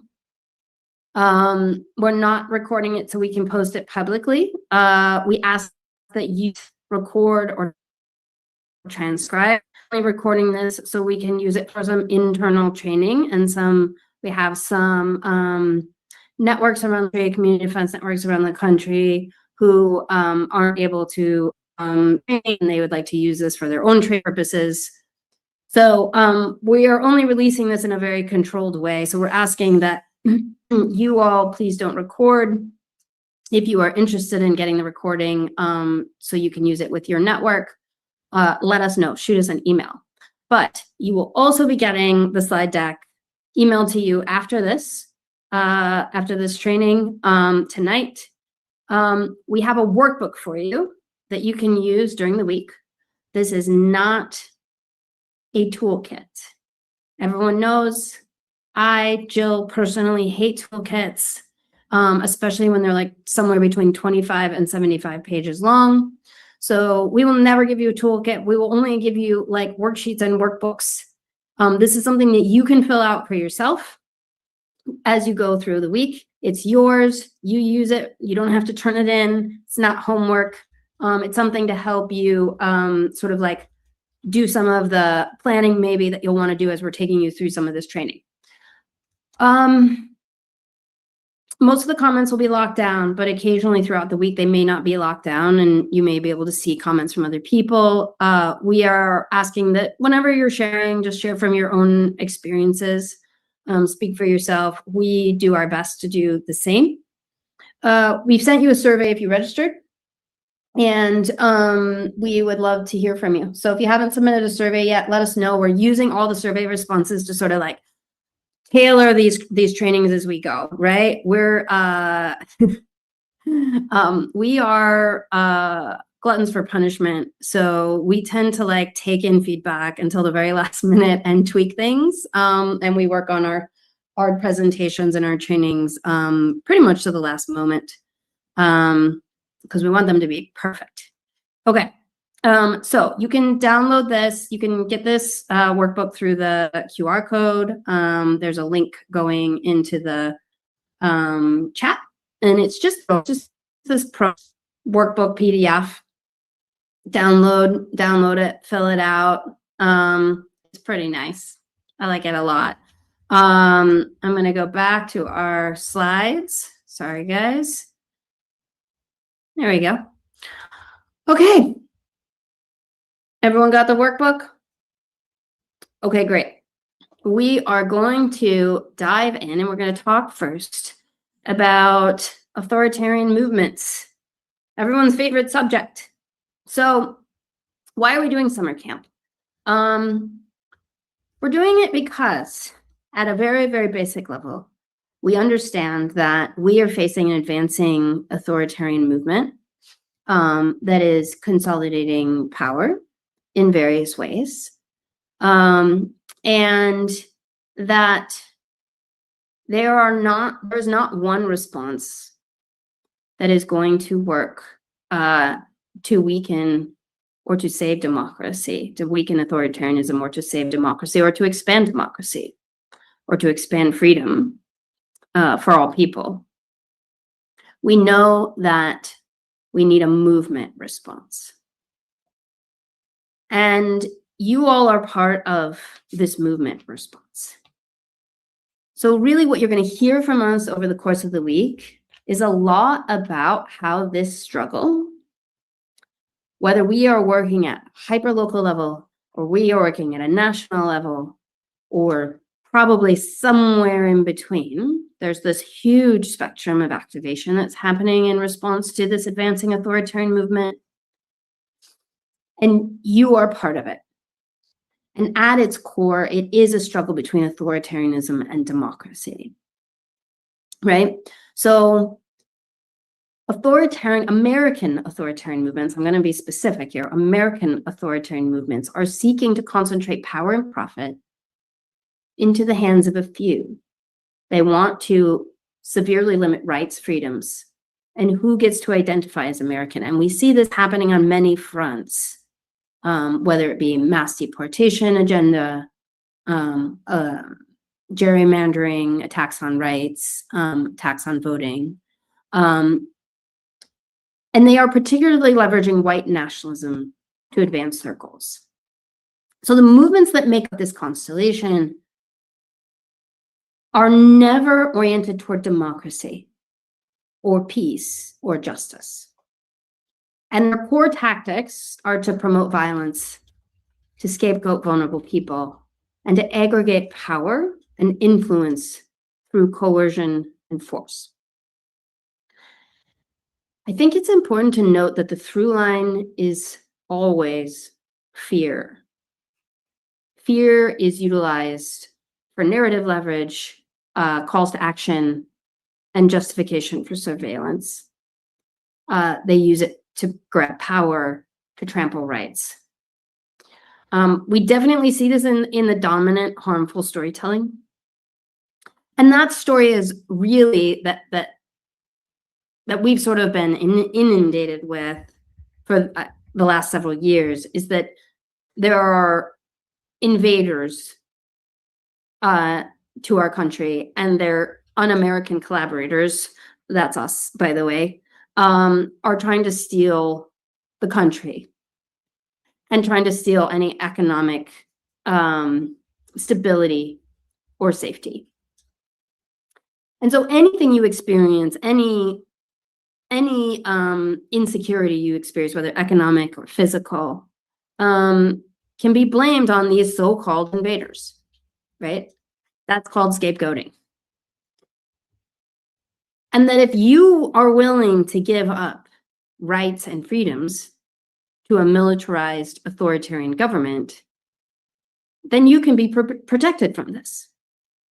Now, we've already seen that a sort of a broad swath of Americans have rejected the variations on these narratives, right? But we're not done, right? We have not fully sort of vanquished these harmful narratives. We have to put this in the American context too.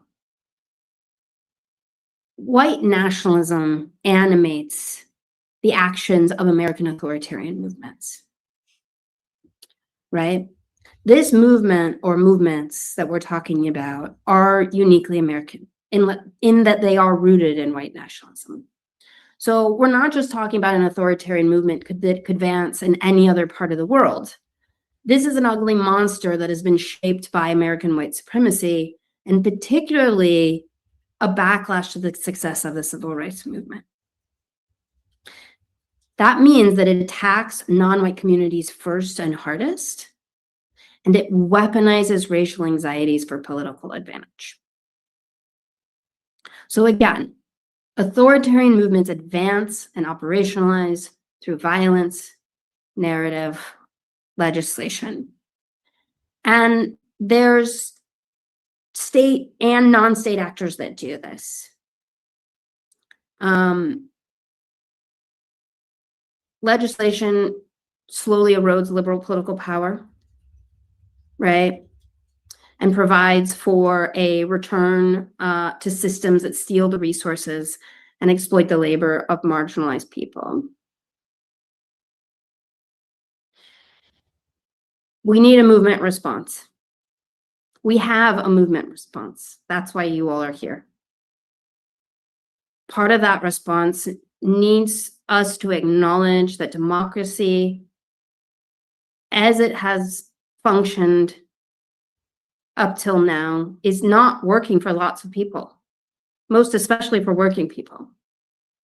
So we can't just work to weaken authoritarianism. We're not just here to fight authoritarianism, right? We are here to shine a path forward for what an expansive, healthy, truly representative democracy can be. Okay, let's talk a little bit more about these authoritarian movements. Still our favorite subject.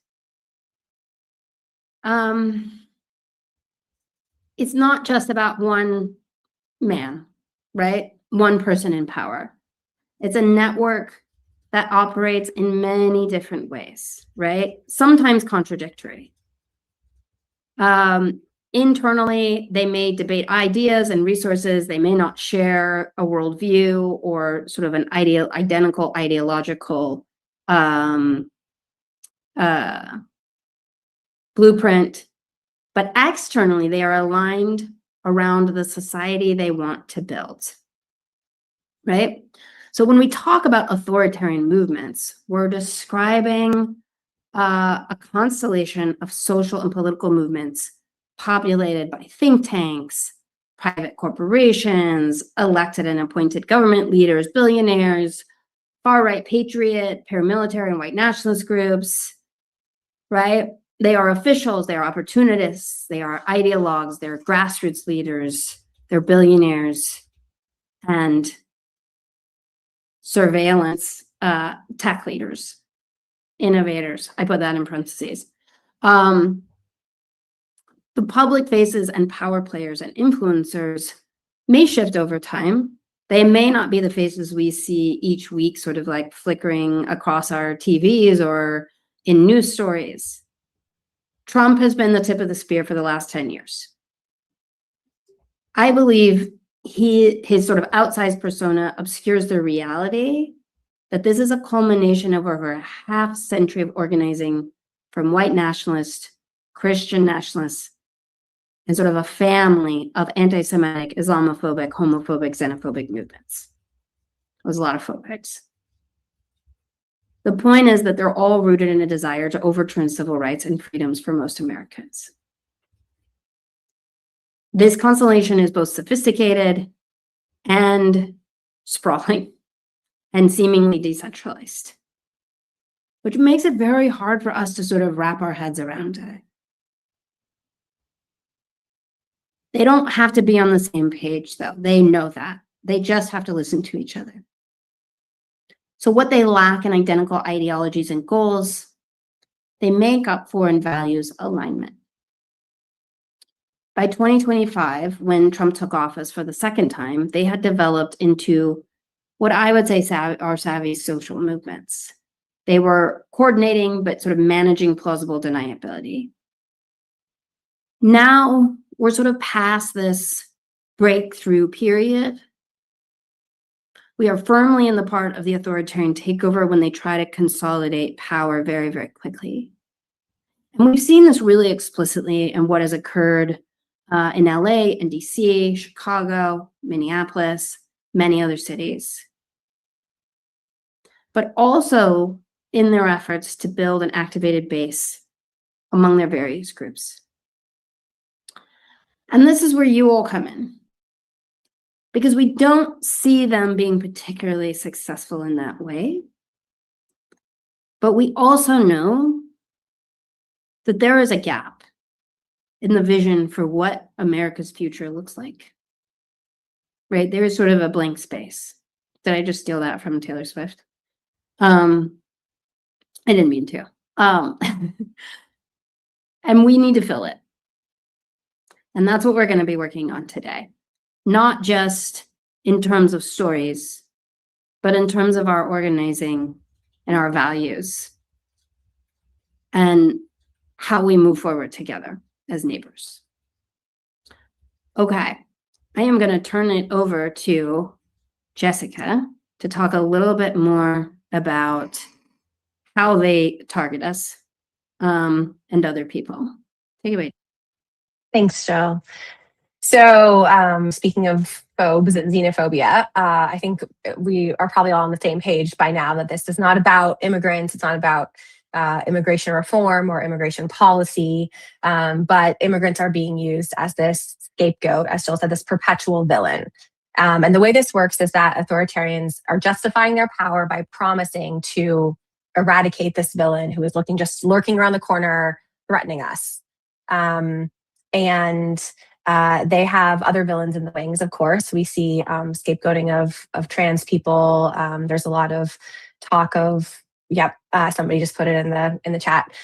There's a lot of talk of demonizing, anyone who disagrees, so-called anarchist groups or extremists, however they want to describe it.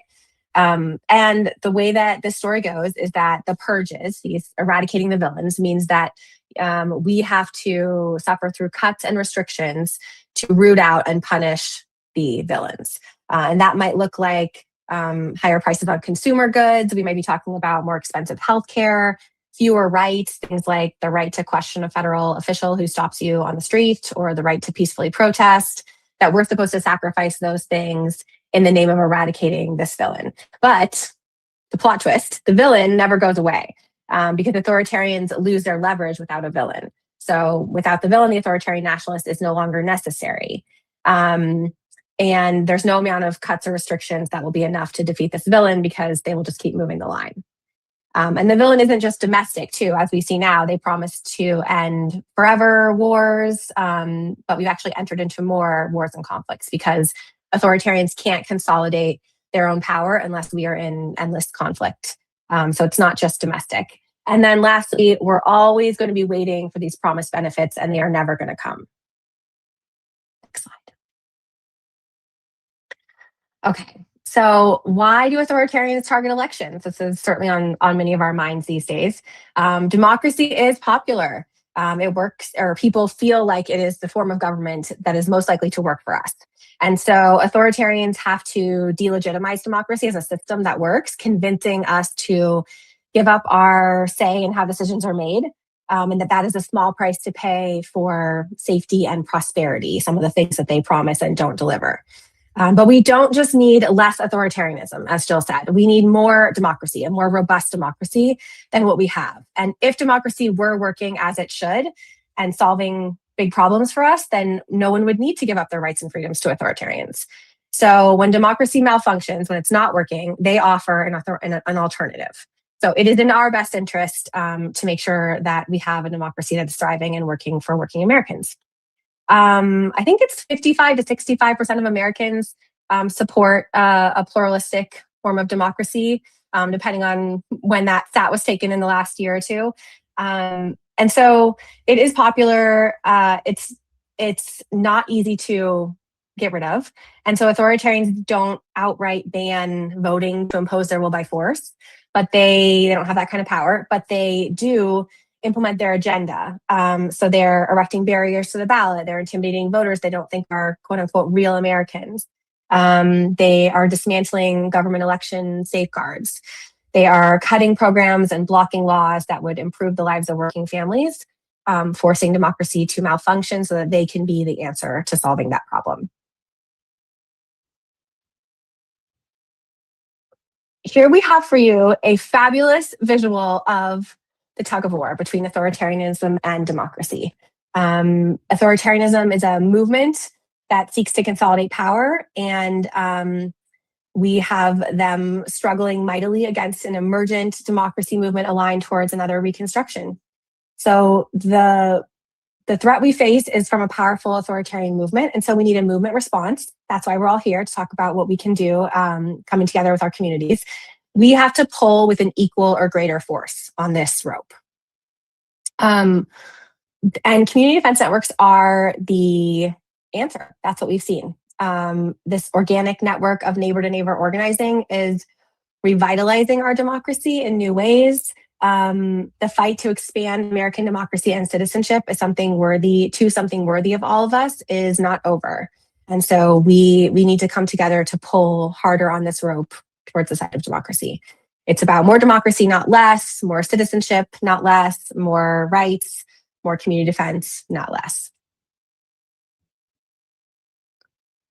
Okay, another way to think about this tug of war is between power and citizenship. So on the one side, we've got concentrated power, i.e. authoritarianism, power in the hands of a few. On the other side, we have distributive power, i.e. democracy, where people have a say in the decisions that affect their lives. And citizenship, reduced versus expanded. And one thing that's really important to note about authoritarianism is that they are really cheapening this idea of citizenship. That we're not just talking about policy here, we're talking about ability to participate in a system that governs your life. We're talking about healthcare, we're talking about jobs. And they are cheapening this idea of citizenship by restricting its potential to only a select few Americans. So yes, there is policy, like we want to live in a country where someone's passport doesn't get invalidated because they're trans, but it's more than that. It's all these other things too. We want a democracy that will distribute power and profit in the hands of working families while expanding rights, freedoms, and who gets to identify as an American.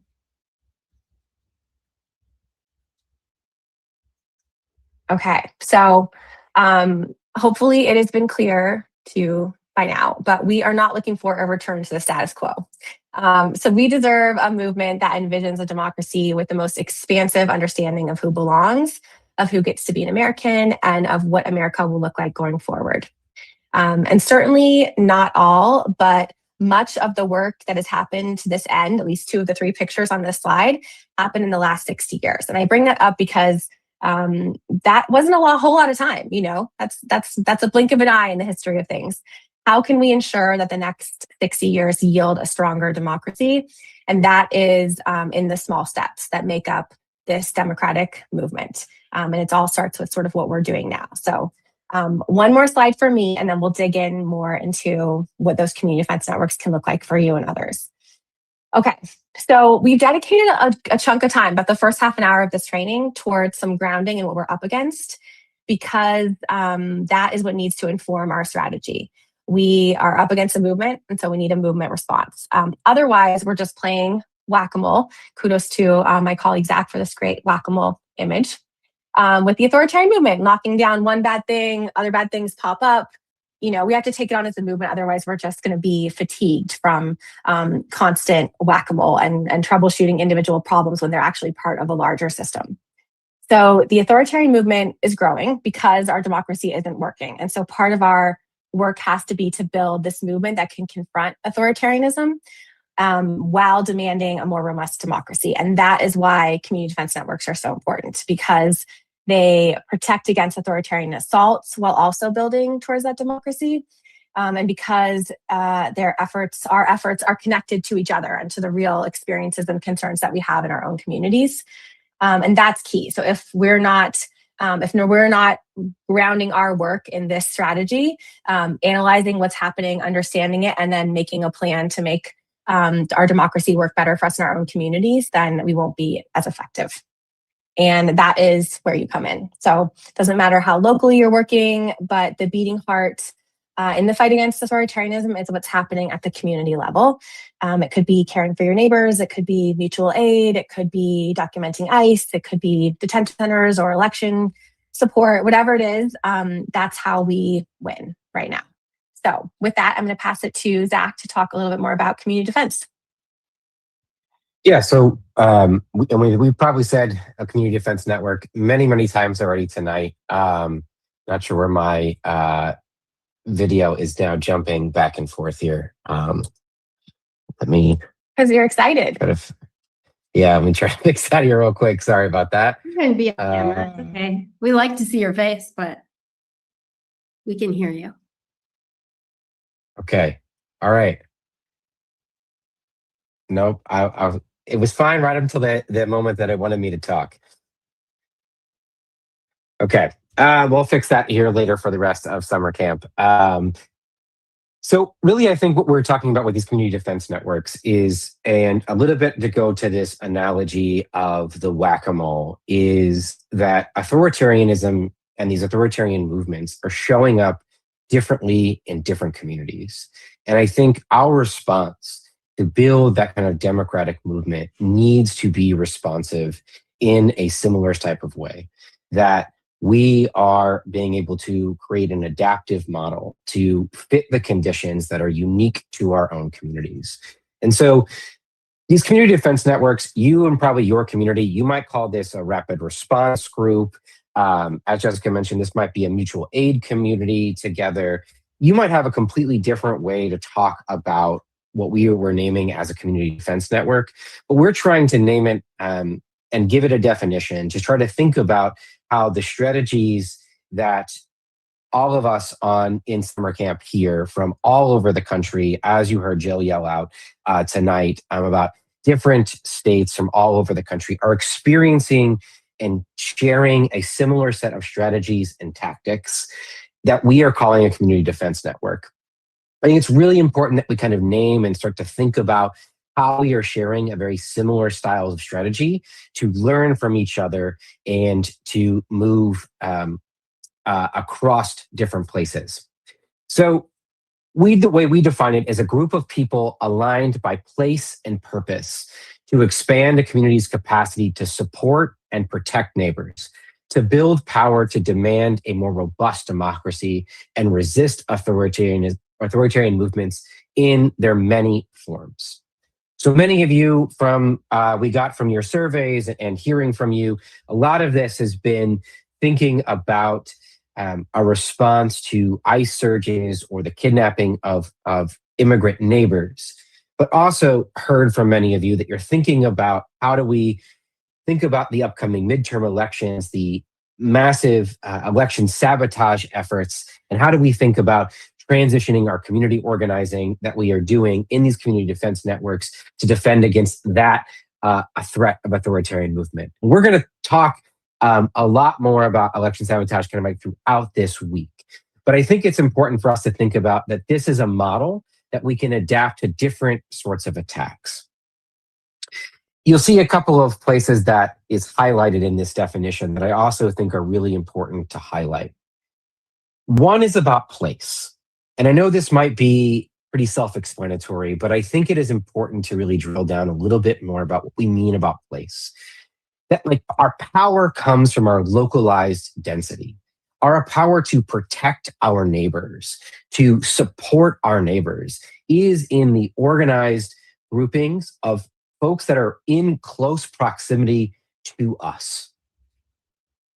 And I think why that is important, and you know, we talked about this already, is that authoritarians get a foothold because we are afraid of our neighbors, that we think about our neighbors as strangers, that they are separate from us, that we have something to fear.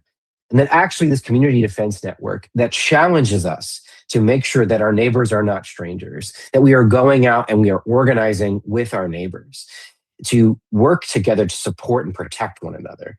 That is also about how we're undermining the authoritarians' effort to move forward.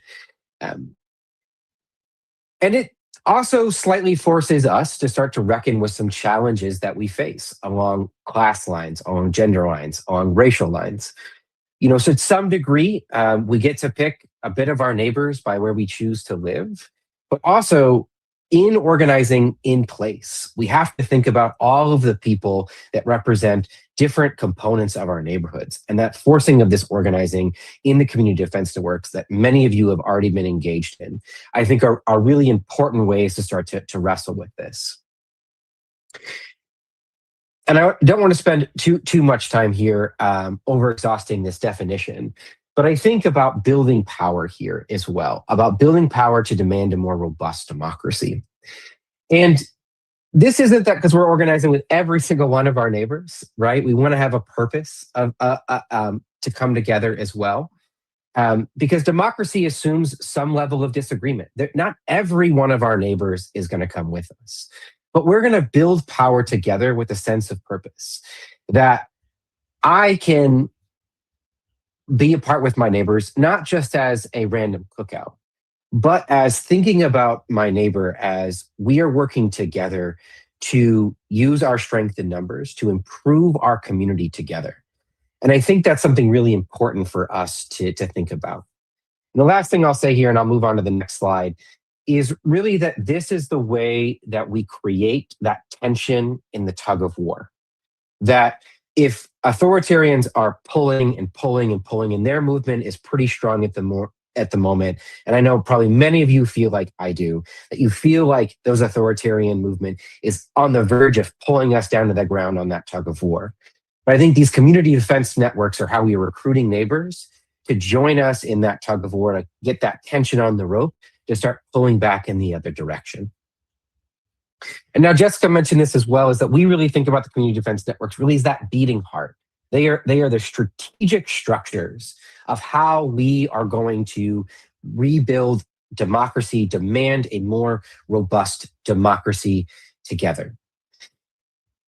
Because I don't know if anybody like you is like, or like me has, does kind of intermittent gym work.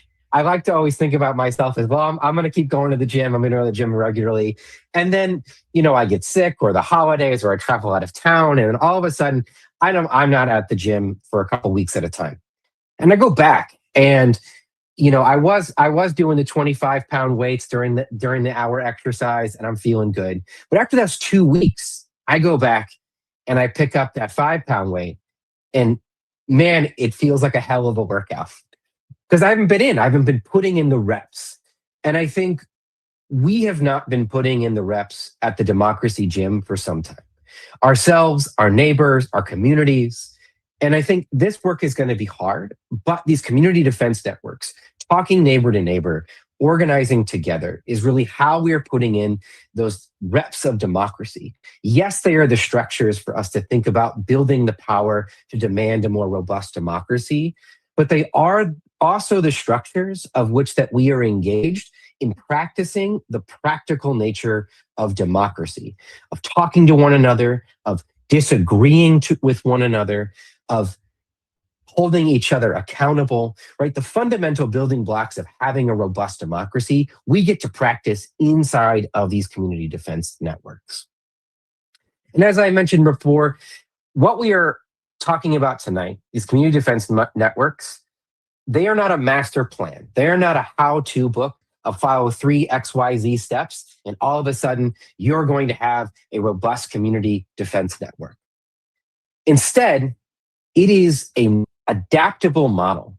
We're going to talk here a little bit about the structure and how to get things started, but you should really think about the unique conditions of your unique community and how you're going to take the structures that we're going to talk about tonight to adapt those to fit to your particular conditions.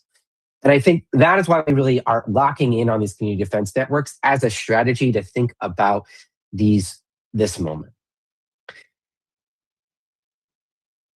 So what is the model we're talking about here? So some people will call this model a snowflake model. Others will refer to this as a hub and spoke model, or they'll have some other kind of like teams model. You might go to some other trainings across the country or being in different places, of which we highly recommend. And if there are training opportunities, Stack isn't the one-stop shop, right? Like think about when other folks are engaging in your communities as well. They might talk about something very similar in a slightly different way.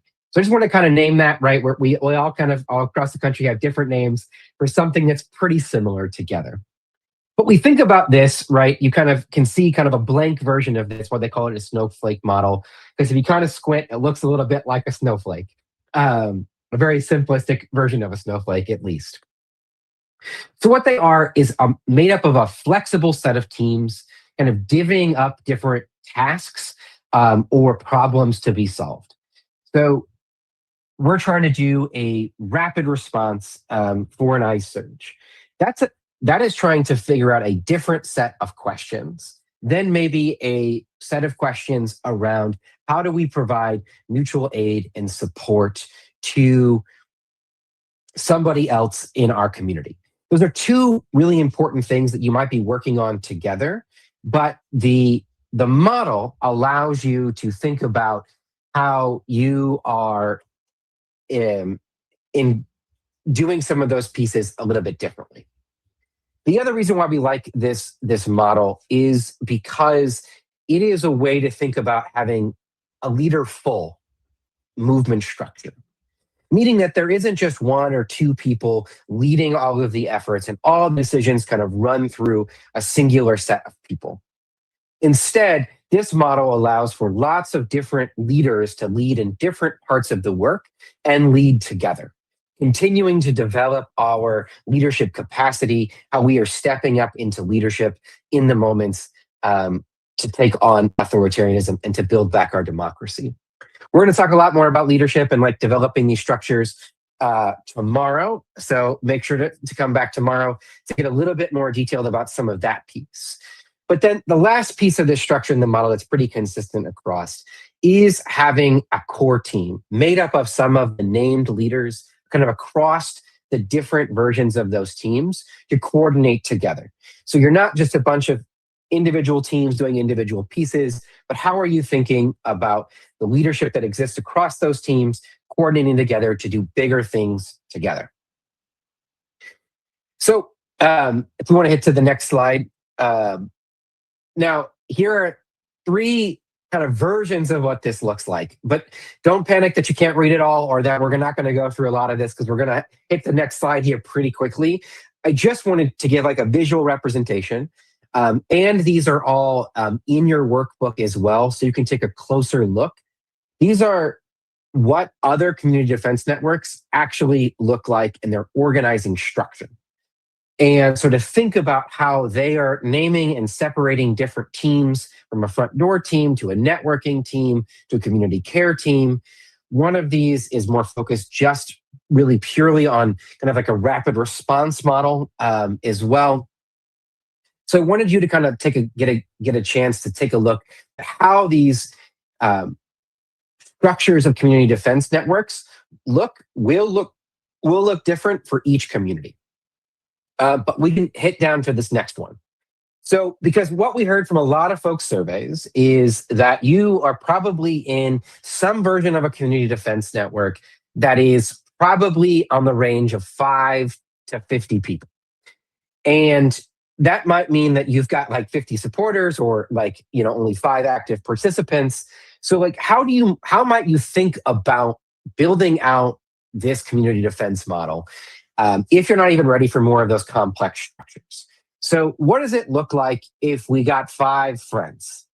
We want to hit our little 5 friends slide here. So this is you and your 5 friends.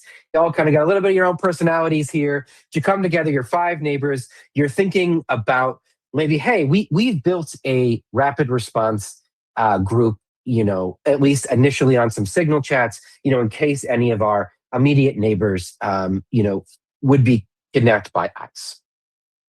So we've got that little bit of a rapid response group. So how might we think about expanding that out to think about building out our community defense network even more? We want to hit our next slide here. So you got the rapid response group. So what kind of comes next? So the next thing here really is thinking about how do we think about like a core team? That might be your 5 folks that initially start as the 5 core team members. But this isn't necessarily a permanent condition. The 5 friends that you start out with for the core team, that might change over time, but you're really trying to think about how are we getting report backs, how are we making decisions on goals, on strategies, on impact. So getting folks together to think about Who are the set of us that are coordinating to try to think about what's next?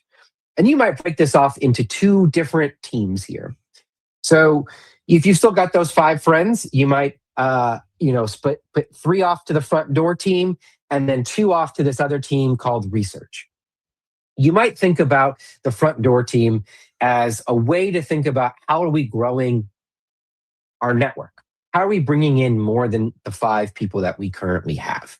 What are that team is going to meet, going to think. Those 3 folks are going to say, like, what do we need to do to reach out to our neighbors, to integrate them into our organizing, to grow our capacity? And then the research team might meet a little bit separately, and they're starting to think about how do we understand the problems that are facing our community and the ways of which that we might need to be able to fix it. And so that way, folks can kind of meet in different places, figure out complex problems in smaller groups, and then come back together as a core team, kind of set the direction. So let's say you've grown, right? Both of those teams have been doing their work. The outreach team, the front door team has moved you now to about 15 to 25 sets of like active participants, active folks that are active in the chats, they're coming to meetings, they're engaged in the process. So you might still have your 3 teams, right? You still have a rapid response team, your outreach team, your research team, and then the core team that are continuing to meet. But now you've got a bigger set of folks. There's a other set of just logistical questions you've got to figure out. So we might now say, well, let's get 3 or 4 of us together in an admin team to figure out how we are thinking about just the logistical structures inside of our community defense group. How are we doing any kind of project management? How are we thinking about wanting to do something like mutual aid or ending a 287G agreement? Who's kind of helping manage the set of tasks that we need to get through on volunteer time? That might be your admin team. Then you might think about a training team. So the outreach team is doing great. They're setting up a bunch of new folks. There's a lot of folks that are knocking on that front door, trying to get in to say, hey, I want to join the community defense network and I want to be a part of it. So we might need a training team just to get folks oriented to the work, kind of get them up to speed and think about it from that. So you're doing great. Now you've got about 50 some odd folks that are active participants in your community defense network.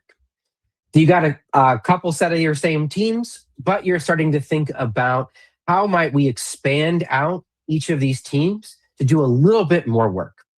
So you might think, well, we need actually some very dedicated Spanish language outreach to our community. We don't have enough of our neighbors who speak a second language. There is lots of folks in our community that speak Spanish or French or Creole or name another language, right? We need to think about how we are engaging that community. And let's task a couple of our members who are interested in that to be able to think about that expanded outreach. You might also think about, okay, well, we move beyond our research team, but we need more active communications work. So maybe we still have a research team that will meet, but maybe we shelter it underneath a larger communications team that is thinking both about internal communications and external communications for our community defense network. Now, if that's something that's really interesting to you and you want to figure out that kind of bucket of the work, don't worry. On Wednesday, we're going to dive a lot into communications and narrative structure and building here during summer camp. And then finally, you might even think about a whole nother team of just, okay, great, we've got a good set of people now of our 50, and there's a segment of them that are really interested in thinking about how are they doing the support and care work of the organizing. So we need to create that team to make sure that we're engaging in that part of the work. So again, a little bit more simplistic here, but I think about how if you are at that stage where you've got 5 or 7 or 10 members of your community defense network, how are you thinking about breaking up those set of teams to start to slowly build out your capacity over time? And so take a look at some of these smaller networks and then look at some of the bigger ones to start to think about how you might organize your own unique structure about what you currently have to get you to where you need to be.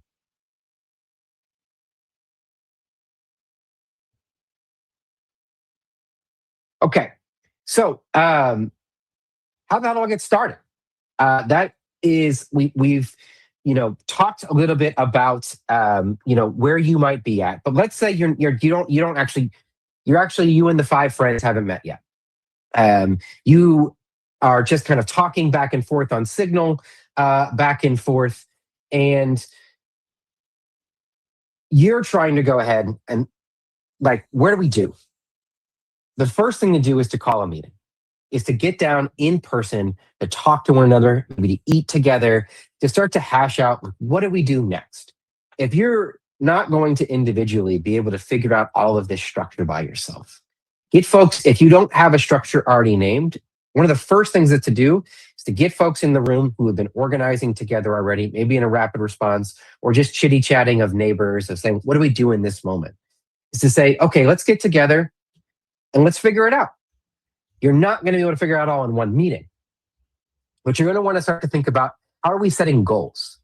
What are we trying to accomplish? Then we're going to think about, what is the strategy? Like, what are the things that we are doing to be able to accomplish our set of goals? Let's name some roles. Who might be lead on outreach? Who might be lead on research? And then we're going to assess our impact. And I think, right, this impact might be just about what you are currently able to accomplish. And it might be also setting the terms of saying, look, we are only 7 people that haven't really met before. I had a conversation with some of my community defense network, which folks came in the room and there was a lot of lofty ideas about what our impact could be. And we said, we want to protect all of our immigrant neighbors. We want to give support and protect all our immigrant neighbors over this large swath of this land. After we continued to organize, we realized, we actually don't have the power for that kind of impact.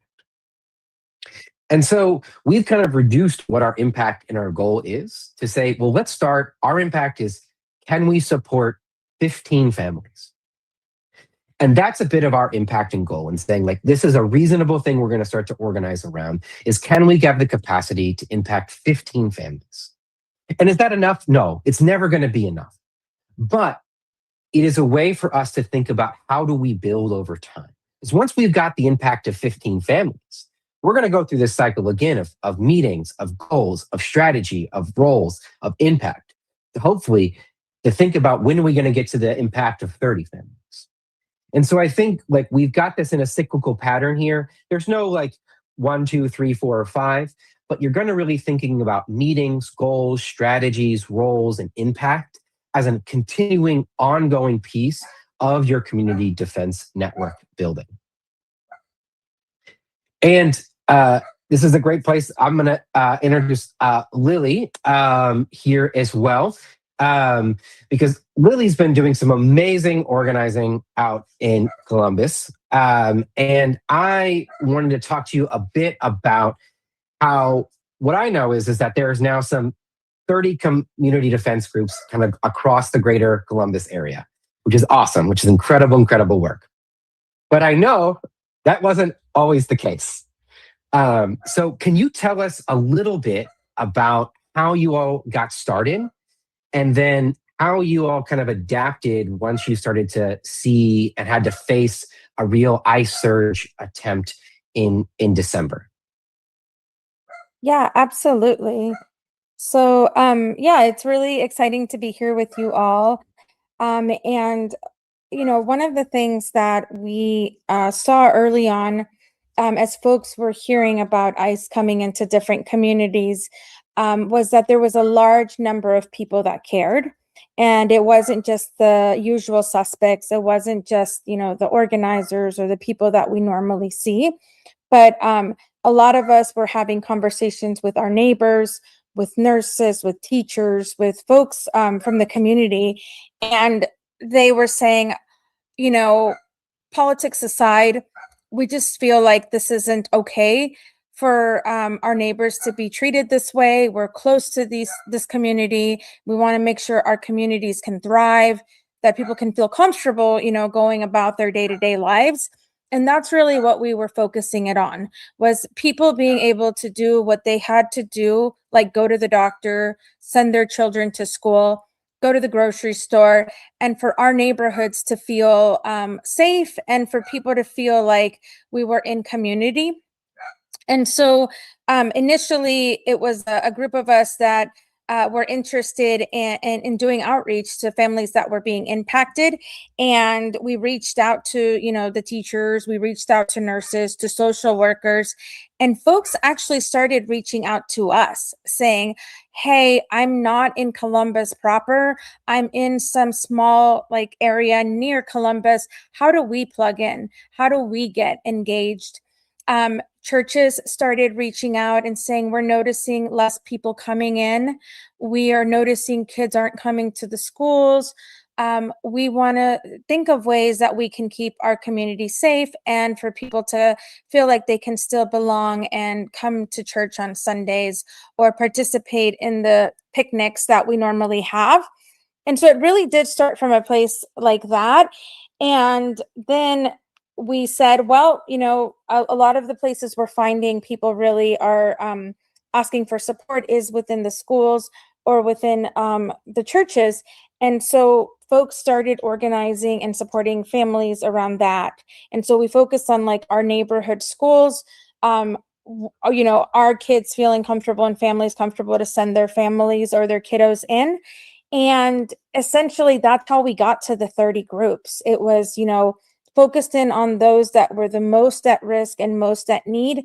And we did a lot of door knocking and talking to our neighbors. I personally, I live, in a neighborhood that's pretty urban. And so I went and knocked on doors and asked people hey, do you know what's going on? How do you feel about this? How do you feel about this? How does this land for you?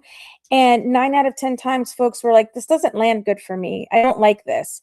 I don't feel good about this. And then we said, well, there's a group of us that are coming together to make sure that everyone in our neighborhood feels good and feels safe. And folks started joining naturally and organically. And then when we realized that we had built out 30, now we're up to 40 teams or 40 groups. And we really did center it on how do we keep our communities feeling safe, and how do we make sure that our neighbors feel safe and that their rights, everyone's rights, are being respected and not violated. And I think that was the piece that really helped bring in some of the folks that might have been on the border, on the line of should I be involved, should I not? It wasn't so much around whether this is a legal issue or not. It was around whether or not people's rights are being violated, or whether people feel comfortable enough to go about their day-to-day stuff. That's great, Lily. Thanks. And I one other piece here that I think I know folks kind of get stuck on a little bit. And, I wondered if you could talk a little bit, and you mentioned, I think you're kind of gesturing at it a little bit here as well, is how you and the network that you work with, how do you all define goals? What are some concrete goals that maybe you set in the past that maybe you won on or are still working on? And then a little bit how do you decide on those goals? You put a bunch of names in a hat and you kind of pull one out, or what does that kind of process look like for you all? Yeah, so we really did focus. We wanted our neighborhood groups to be decentralized, but we still wanted to have a container that people were a part of, so that if you were forming a group that was part of this network, that you had some kind of template or infrastructure to be a part of, so that people didn't feel okay, we're gonna have to start something from scratch completely or entirely. And so we used the distributed organizing model of here's this container where this is about community defense, this is about keeping our neighbors safe. And we tried to think of 3 buckets where things would fall, right? There was a mutual aid. People needed immediate support, immediate help. And so we created a mutual aid bucket. We had Fourth Amendment. We had a lot of businesses that were saying, this feels really weird. Our Fourth Amendment rights aren't being respected. We feel that, there needs to be a broader awareness of that. So we had a bucket for the Fourth Amendment work. And then we had our neighborhood patrols, which was, neighbors out and about, making sure that everyone in the neighborhood was feeling safe. So thinking of those three buckets, we've now added a fourth one, which is the corporate campaign or municipal campaigns. But initially, those were the three. And we told each neighborhood, can you work with the school and find out if there's people that are in need of some mutual aid that the neighborhood group can come together and help fill, like that need at the very local level? And can we work with teachers and social workers? So it's not some rando person like me trying to talk to a family, but there was a network already in place, right? And then the other piece was we divvied out our neighborhood and said, look, these are all of the streets that our group currently covers where we all live. Could we sign up to do shifts in the morning and in the afternoon for our neighborhood and like keep an eye out, make sure folks are feeling good, do some canvassing. Like we said, it's not just about, doing a patrol or walking your neighborhood. It's about knocking on doors and getting to know your neighbors. So we set goals to canvass and have one-on-one conversations with our neighbors. I, for example, had a conversation with 10 of my neighbors. That was my goal. And I brought in 2 of the neighbors into the group. And then in terms of the Fourth Amendment, we mapped out all of the different businesses that were within our area. And we said, we're going to go and we're going to canvass these businesses 3 times. We're going to introduce ourselves. We're going to drop off literature, and then we're going to go back and we're going to offer a training for their employees. And then we're going to go back a 3rd time and make sure that folks feel like they have a plan in place. So those were the 3 buckets we all focused on. And we told folks, like, don't start all 3 at once. Pick the one that feels most natural to you, or like if you're in a neighborhood with a lot of mutual aid needs, start there and then see where you go. Like some areas, like they were like, we don't have a lot of mutual aid needs, but we do have a lot of businesses that employ impacted communities. So we're going to start there. And then over time, all of our neighborhood teams, for the most part, started filling up all 3 of those buckets, and we're hitting their goals. Like we've canvassed once all of the businesses. Now we're going to do a second pass. So we kept it pretty broad, but not too broad that people were going to go out and do something completely like out of left field. So we gave them that template and said, here, work on this. And then a lot of our neighborhood groups got to the point, like where I live, where we got to all 3. And we said, like, now what? Like, can we move to community organizing around municipal campaigns and like corporate campaigns? And that's where we are now. And a lot of our teams are starting to get there too. So yeah, that was it. We kind of just gave an infrastructure. Anytime someone joins, we give them that template and say, here you go. And then we coach and mentor each other. Like I will coach and mentor some of the new groups. And then, a different neighborhood will coach and mentor a group near them that's coming up and about. And so that's kind of been it. We're probably getting more formal now, but over time it was just utilizing those buckets of work.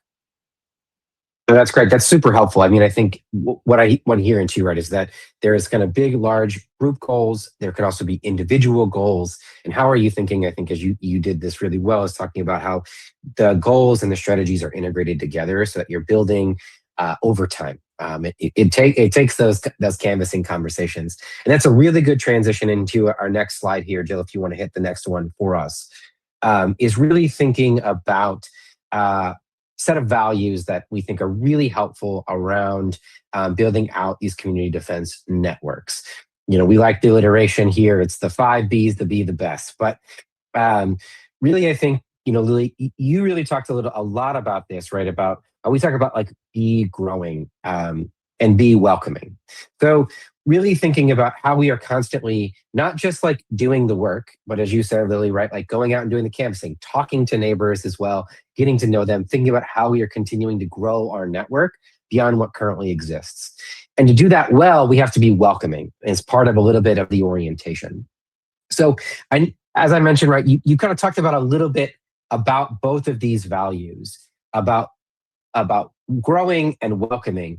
But wanted to kind of hear from you about how you all internally thought about this. Was it something that was conscious? Have you built that like lesson over time? Or how do you think about growing and kind of welcoming from your aspect of the work?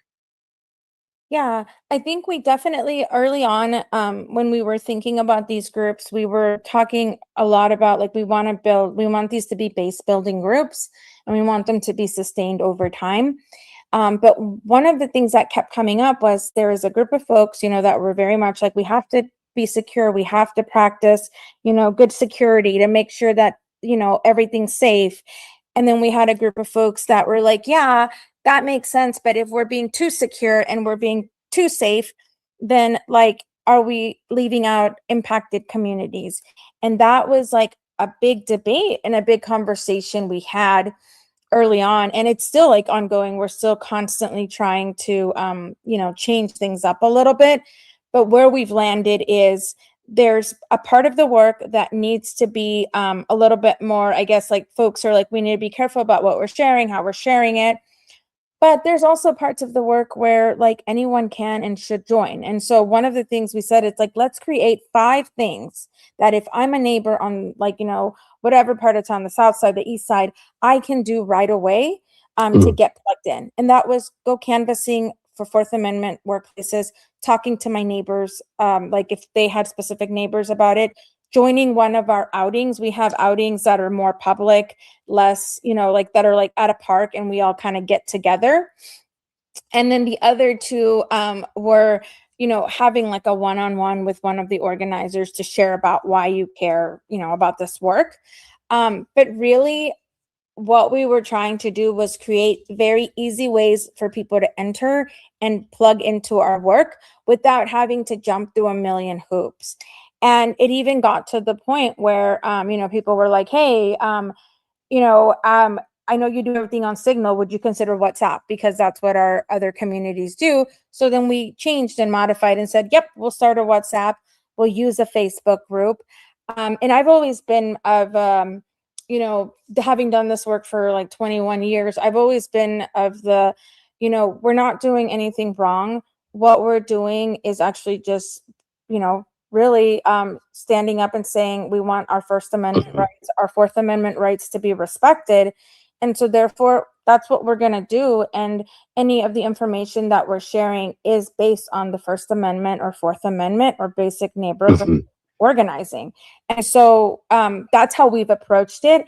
And we've had situations where people have joined our campaigns and our work, and they might not necessarily align with us politically, but they've said, we believe in the Fourth Amendment and we don't agree that it's being violated, and we want to be a part of this, because if that's eroded, then like all of our rights are being eroded. And so we've gone about it where like we had a group of libertarians that wanted to be a part of it, and we said, great, like come on in, join us. These are the pieces that you can do. As long as you care about this and you're willing to put in the work, and you believe in this, then like you can be a part of it, right?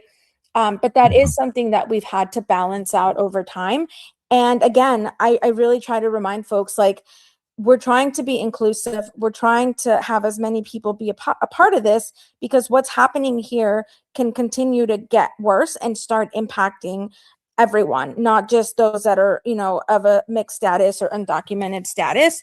And I think leading with that as a long-term goal has really allowed for us to have that balance of like, it's this today, but tomorrow it could impact, the libertarian group of people that joined us, and they see that, they're seeing that, and they want to be involved. So I'm not going to say it's perfect, but every single day we're trying to balance out and make sure that we're accessible and that we're building a base, while also, making sure we're taking all of the precautions that we need when there is like things that need to be, a little bit more secure or safe, that we're doing that.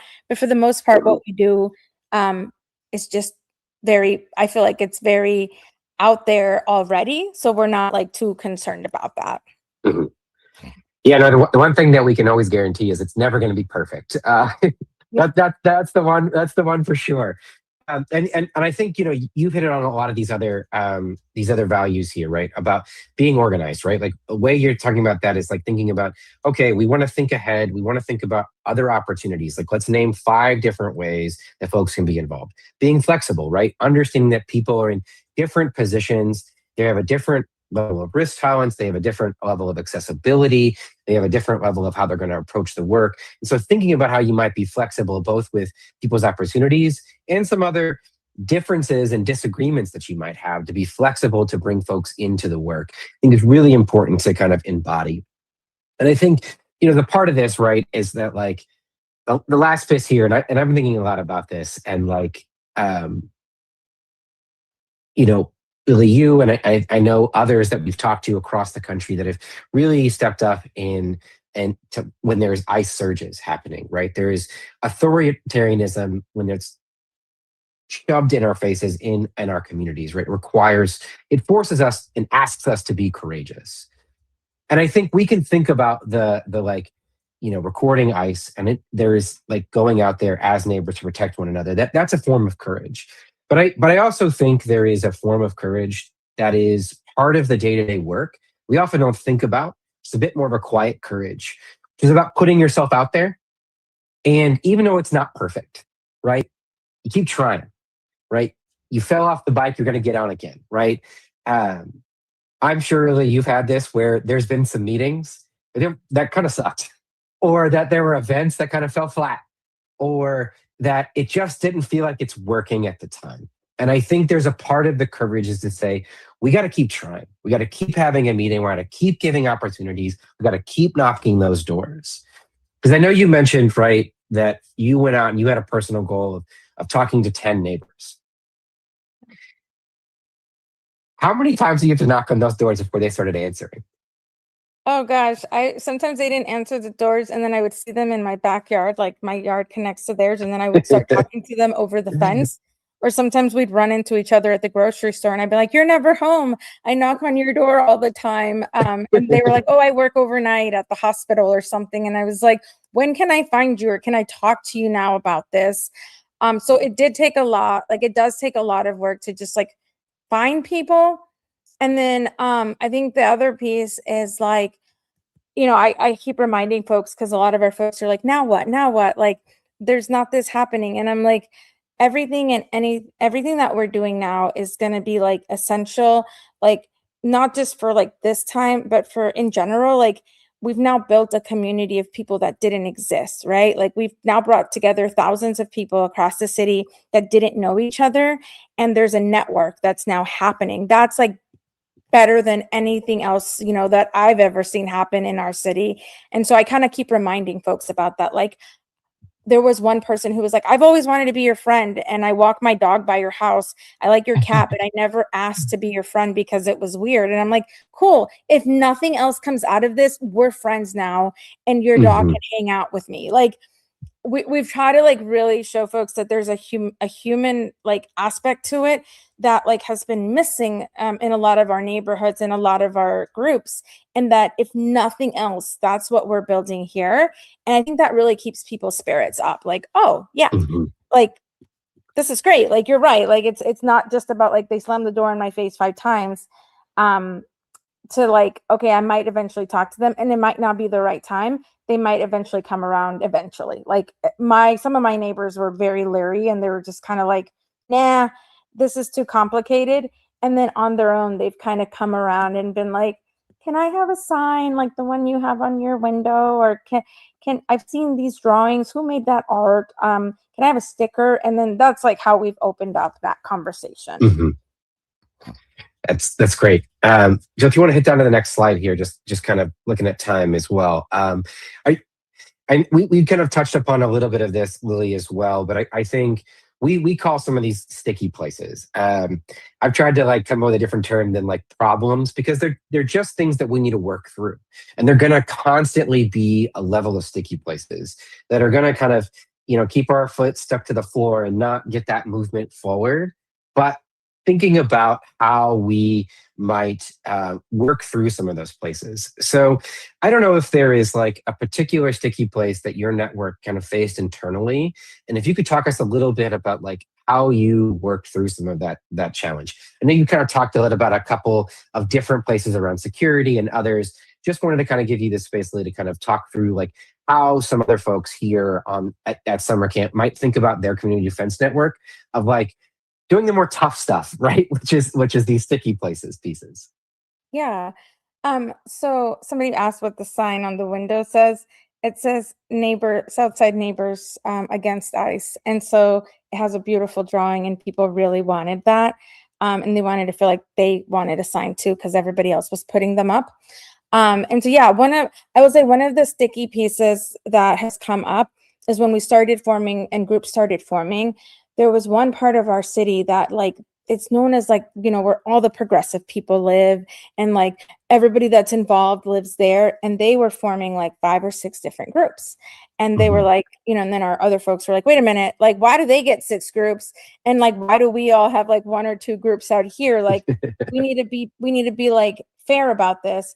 And I remember we all got together in person and we were like, okay, folks, like, why do you all need 6 groups? Like, explain to me why you all can't come together and like be together in one space. Why does this need to be segregated out into 6 groups? Maybe there's a really good reason and I don't know it because I don't live there.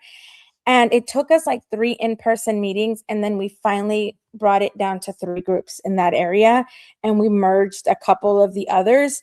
And it really was just kind of like, I like hanging out with these folks and I wanted to form a group with them, but I didn't really want to be involved in that group. And it was really weird because like, I understand now because now I understand like a lot of my friends live in that neighborhood. So I get it now. But at the time I was like, wait a minute, we have like 87 people in our group and like, we're not trying to form like 6 or 7 groups. Like we're just kind of like hanging out for this really large jurisdiction and the West Side group's the same. They've got like 60 people in theirs. And what's it with you North Side folks? Like, why do you all need this?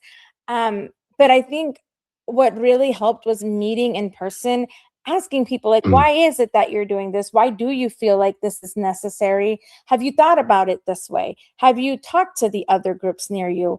Are you all replicating work that could be done in a more tight-knit or like closer way that could be better for those impacted? And we always go back to, is what you're doing helping impacted communities? Is what you're doing helping build base? Is what you're doing making us more powerful and strong? And if it's not, then we're like thinking about it again, like, okay, then we got to think through this. Is it worth doing it this way? Because if it's not doing these things, then like, are we wasting time? And I think that's been really helpful, but doing those meetings in person and coming at it in a curious way versus like, we're mad that you have 6 groups in one type of neighborhood versus, oh, we just kind of want to know, like, why do you feel like you need 6 groups? Like maybe we're missing something. No, I jokingly say sometimes that like movements would be so much easier if it wasn't for all the people. But like people have got personalities, you know, and like they're neighbors and they've got feelings, right? And I think like we want to make sure we're engaged with that, right? Like we can't get like people are an essential part for our movements. And so like there's always going to be these sticky places because people have sticky places. They've got friends and they've got pre-existing opinions about certain pieces. But I think like what I really want to focus in on for everybody here for summer camp is really to uplift, I think, what you were saying, Lily, about like the importance of like just getting in person, like building those relationships, building those trusts, and like asking that question, like why? Like why is it like this, right? And then as you said, right, just to rename it again, it took like 3 or 4 meetings in person to work through a sticky place. And when you're in that second meeting, in between like trying it once, act in that second meeting, and you're sitting in that meeting and you're like, this is not exactly working. And you know there's going to be a third meeting. The tendency, right, is to say, throw up your hands and say, screw it. Like we're not messing with it anymore. And I think it's important to kind of know that like, what we've got to think through in these community defense groups is thinking about how we are building this out. How are we building power? How are we keep trying to, this fancy word of praxis, but like having like a theory about how we're going to fix the problem, testing it out, trying it again, going back to the drawing board, and then trying that again and again and again, and having the courage to kind of sharpen and think about it. The last little thing I would say is just for other folks too, if you're kind of thinking about a level of sticky places, another way to kind of think about it is asking your question about your impact and your timeline. Are we trying to do too much? Are we trying to do too little? Are we trying to do it too quick or too fast? And really thinking about your goals and kind of your impact and timeline there might be a way for you to reevaluate what you're doing in your group to get you out of a sticky place. But Lily, I really want to thank you for your time. You're doing some amazing work out there. Really appreciate a lot of the insight. I know this is extremely helpful for my thinking, our ability to talk about the work that you all are doing. I know it is going to be for the rest of the folks here who are doing some very really cool, innovative community defense work in their own communities, but kind of hearing from some folks like you who've been kind of working through some of this stuff is really great. But I'll let you go, Lily, but we're going to turn really quickly here to talk a bit about some election sabotage. Turn it back over to you, Jill. Thanks so much. Wasn't Lily amazing? She's been a guest on our trainings before, and I don't know, something about how like down to earth and humble she is about the work, and also just how powerful she is really inspiring to me. Okay, this is going to be a topic of conversation throughout the week. How do we defend against election sabotage? We're going to talk about this because it really is sort of the major next front in authoritarian attacks. And this is in part because authoritarians can't continue to consolidate power unless they subvert our elections. That doesn't necessarily mean that elections go away. They may be standing in, theory, but will they be corrupted? So many of you are part of community defense groups or have gotten into sort of like neighborhood formations or activated locally in response to ICE raids or other sort of like similar authoritarian overreach or the sort of like threat of ICE raids. So if you've been to some of our other trainings, you know that it is still critical to interrupt mass deportation in its many fronts, right? So that includes surveillance and detention and actual deportations and enforcement.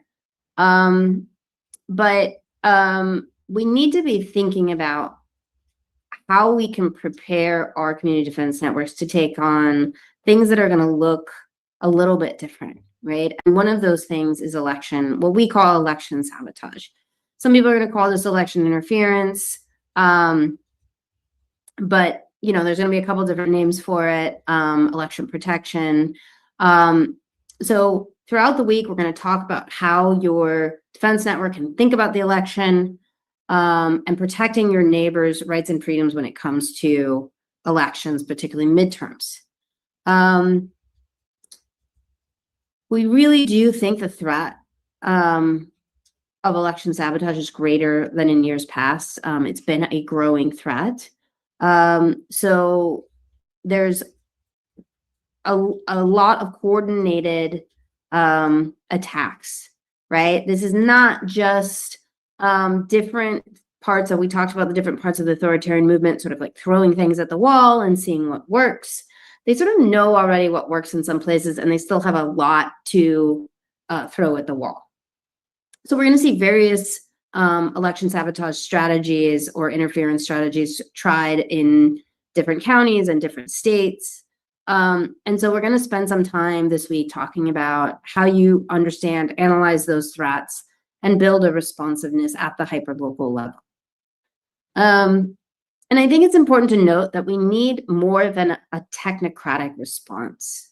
So that means that while certainly some places have very robust election protections in place, most of them emanate from either like the the state infrastructure, right? Or legal protection groups, right? Or legal defense efforts.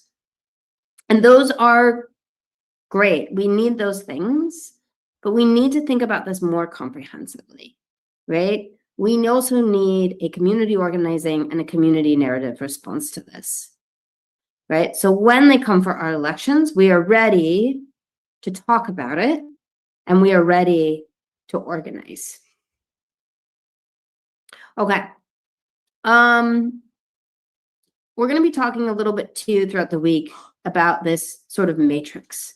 So we're thinking about this as the threats sort of fall into three categories. Atmospheric, that means that could be disinformation about non-citizen voting, right?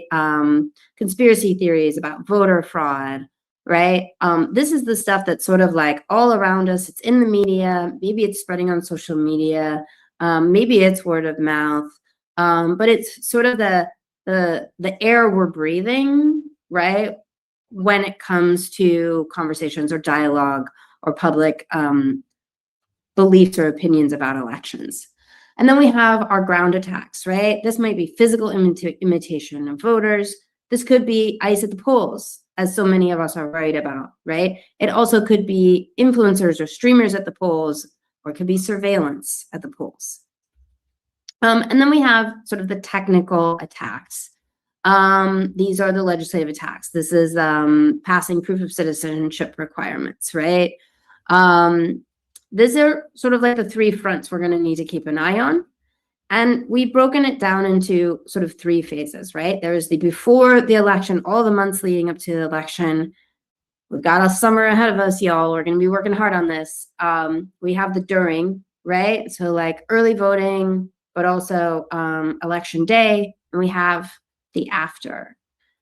So the fight to protect our elections doesn't end on election day or the end of election day, right? We are going to have to situate our community defense networks to think about what that period after, who wins the narrative struggle over what happened, right? And what is the truth? How do we tell the truth, right? Okay. I think we are adding a link to the shareable version of the matrix. Is that right? Yes. Okay. But just as a note, we're going to be talking about this a lot more this week. We've got 3 more evening trainings after this. We have 2 events on Friday. You guys are going to see us a lot more. It's going to be super fun. So many of you have supported this summer camp. This is the first time we've ever done summer camp. We've done tons of training. I actually looked up the numbers today. Our training numbers are over 500,000 people. I think it's actually closer to 50,000. And all of our training's been free. And so for summer camp, it's just been it's a big lift for us. We ask folks to donate what they could for summer camp. Lots of you donated and we're really appreciative. We're a small, scrappy team of people. We love being able to have capacity to do this training. We think it's important and we're really grateful that you all have supported it. If you're still thinking about how to support it, here's a QR code. It's only a donation. We know that actually needs are high right now, right? Lots of people are in need. There's lots of great things and good people to be giving to. So any bits and any little nickels that you can drop into our piggy bank, we are grateful for. All right. I have not been looking too much at the Q&A. I know some questions have come in. Do we want to do some questions? We're almost at the 90-minute mark. We're a little bit over. I think there's only a couple questions in there, so we might be able to get to them both. Okay. Fire away. I'm going to see if All my right, so camera lets. Nope, it's not gonna. God. All right. Well, I tried to. I did the tech support of plug it in and plug it back in, turn it off and on several times here. Still not. But I want to take a crack at one of the questions here. somebody asked really about living in an apartment complex or living in an area where there is some more upper middle class folks, or kind of communities of which is kind of keep to yourself. You're not really engaging with other folks. There's just kind of like yeah, I'm not going to bother you. You don't bother me. How do you kind of break that cycle, right? How do you kind of engage with a set of neighbors when there isn't already a community of neighborliness? And I would love to have answered this question and say, hey, guess what? Here's a magic set of words. You can cast this spell and ta-da, you fixed it. But there really, and you're going to probably hear me say this throughout all of this week if you keep coming back, is there really isn't any shortcuts here. I think really taking on the example of what Lily talked about tonight is the way to answer this question, is having a menu of different options for ways of which that people get involved. In my community defense network, we've got a couple different neighborhoods that are organizing. One of the neighborhoods, super organized already. They just already had existing neighborly relations that were able to bring folks together quickly, build a strong set of support around, because there was a localized school. But in the block and neighborhood I live in, that isn't the case, right? It's flipped over in different times and spaces. There isn't nearly as many people that have been long-term renters in the place folks are still kind of out mobile and engaged in certain ways. And so what we decided to do was just to hold a backyard barbecue, which was to get folks together, crack a few beers together, and then talk about the work together.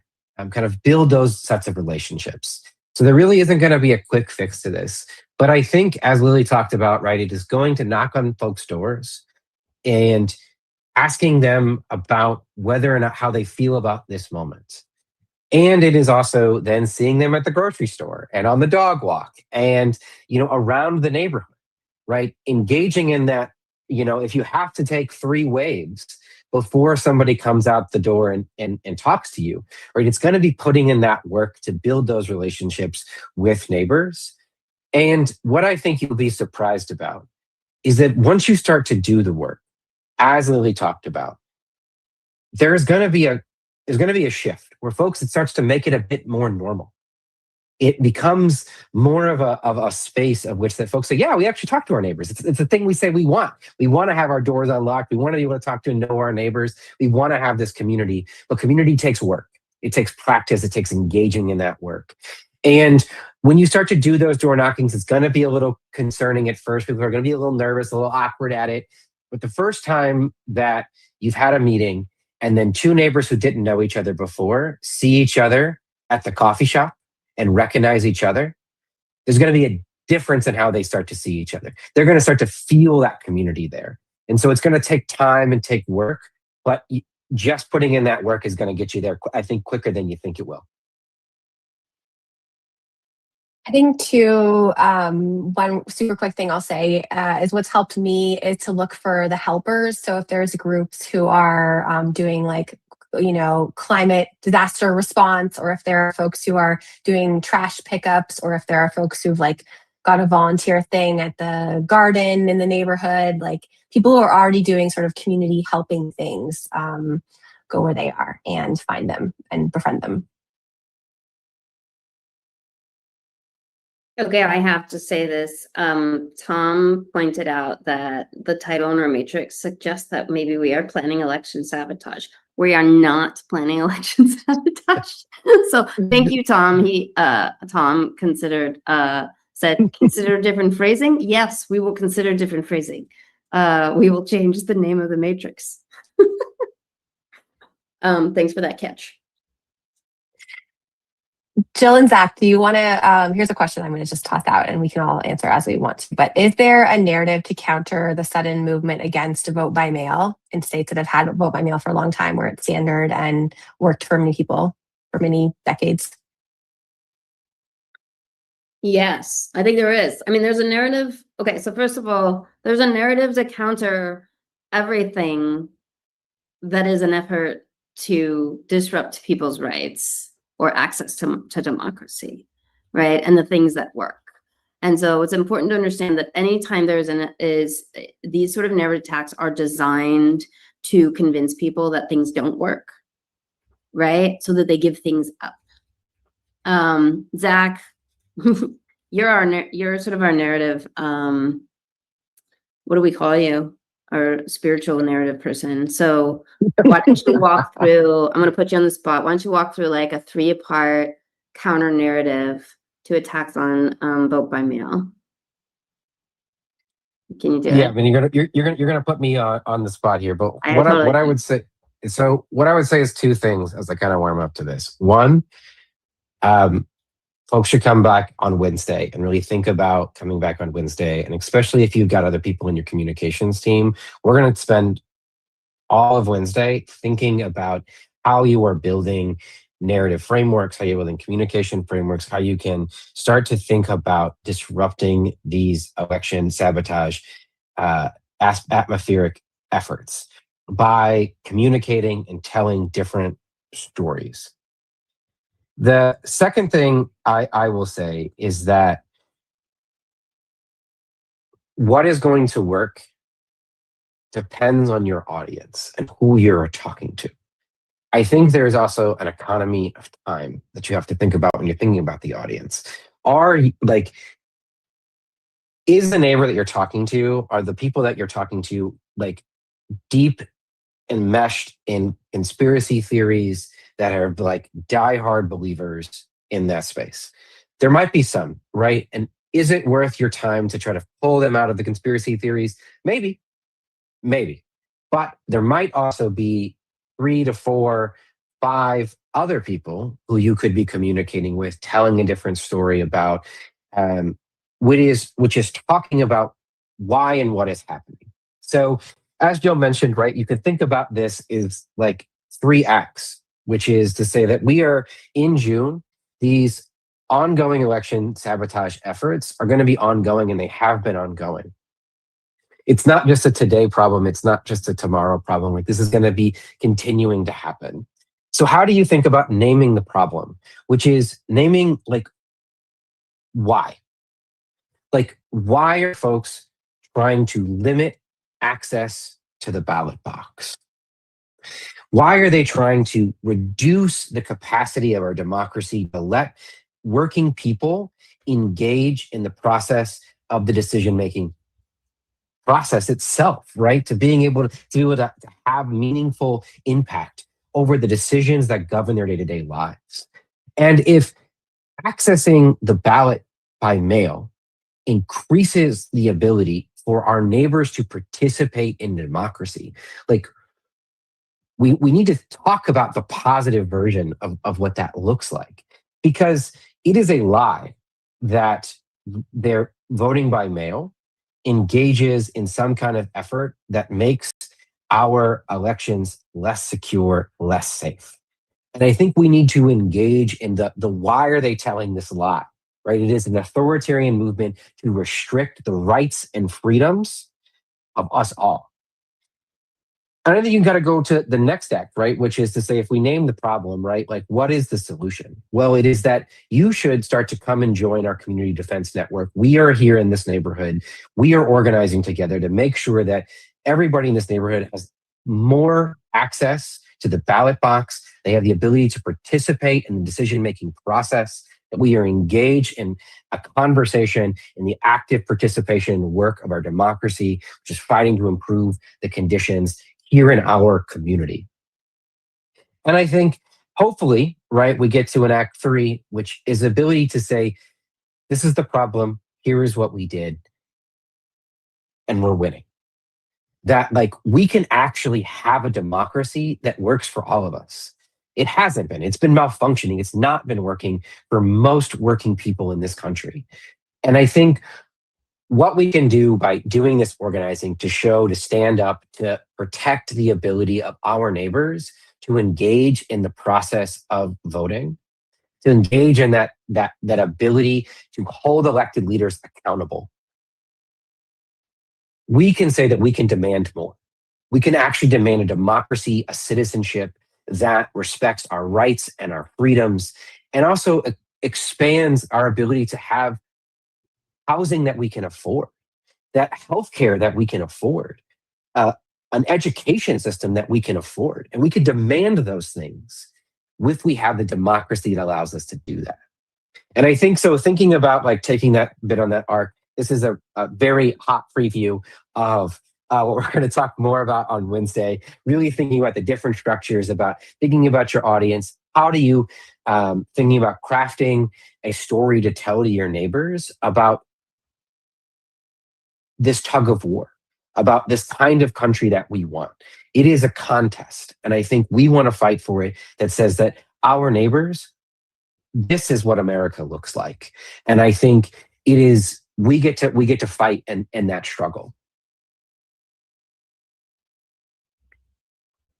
I think we have time just for one more question. I know we've gone way over, so thank you to those of you who have stuck with us. Most of you have, actually, which is great.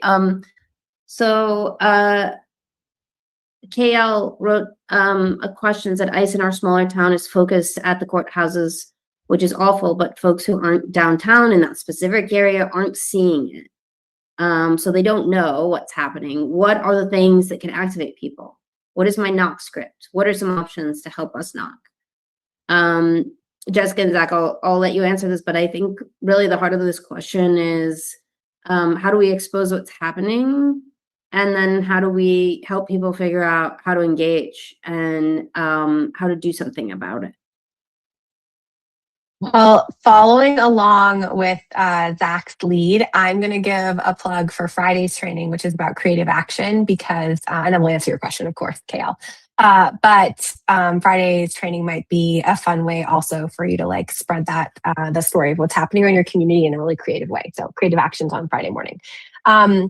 I think that, you know, per all of the work that we're talking about with community defense networks, we're talking about organizing and we're talking about narrative. And so a two-pronged approach here, if you have capacity, depending on how much people power you have, it's probably your best strategy. Talking to the folks who are part of your community defense network so that they know, and then setting up a structure for how you all can be helpful. Like maybe people don't know, but once they do know, they wouldn't know what to do about it. So what, you know, giving, like Lily said, giving folks 5 options of ways to plug in. Maybe one of them has to do with accompaniment to people who are going to the courthouse downtown. I think it also is an opportunity to set up a building block, a stepping stone to get from where you are now to maybe folks who are most impacted in that downtown area getting support. And the stepping stone could be to look a little closer to home. It could be to take a look at what's happening at your local public school, what's happening with immigrant businesses in your area, and start there to build people's sort of analysis before stretching out farther in your reach. What do you want to add? Yeah, I want to just, again, plug for tomorrow. We're going to talk a little bit about actually like how to build out what that knock script looks like, how to think about your organizing. And I think for other folks that may be on the call tonight that are feeling a little bit overwhelmed with all of the information that we are given tonight, right? Like everybody's got to start somewhere. And that starting of somewhere really is thinking about, like, you don't have to have the grandiose vision and strategy and having all of these things figured out. What starting looks like is finding one other person and starting that conversation. And that can be really hard and that can be really challenging.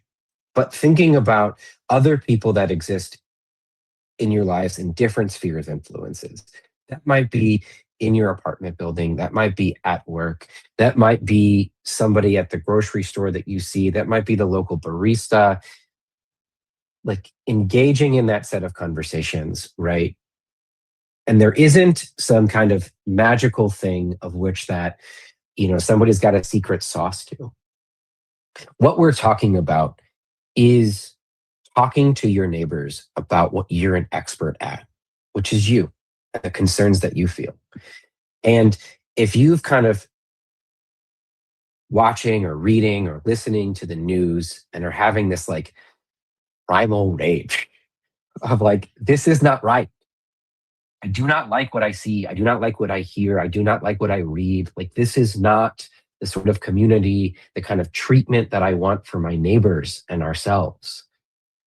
What I know from my experiences, from our fortunate and privileged position to be able to talk to amazing organizers all across this country, is that there are so many other people who are desperate for a neighbor to reach out. I can say I feel the same way. And they are looking for an opportunity to come engaged. And I think that is what part of some of the organizing is being able to reach out to a neighbor, to have the courage to say, hey, do you feel the same way? So do I. And I'm a neighbor. And let's work together to figure out a better tomorrow. And there's a lot of power in that.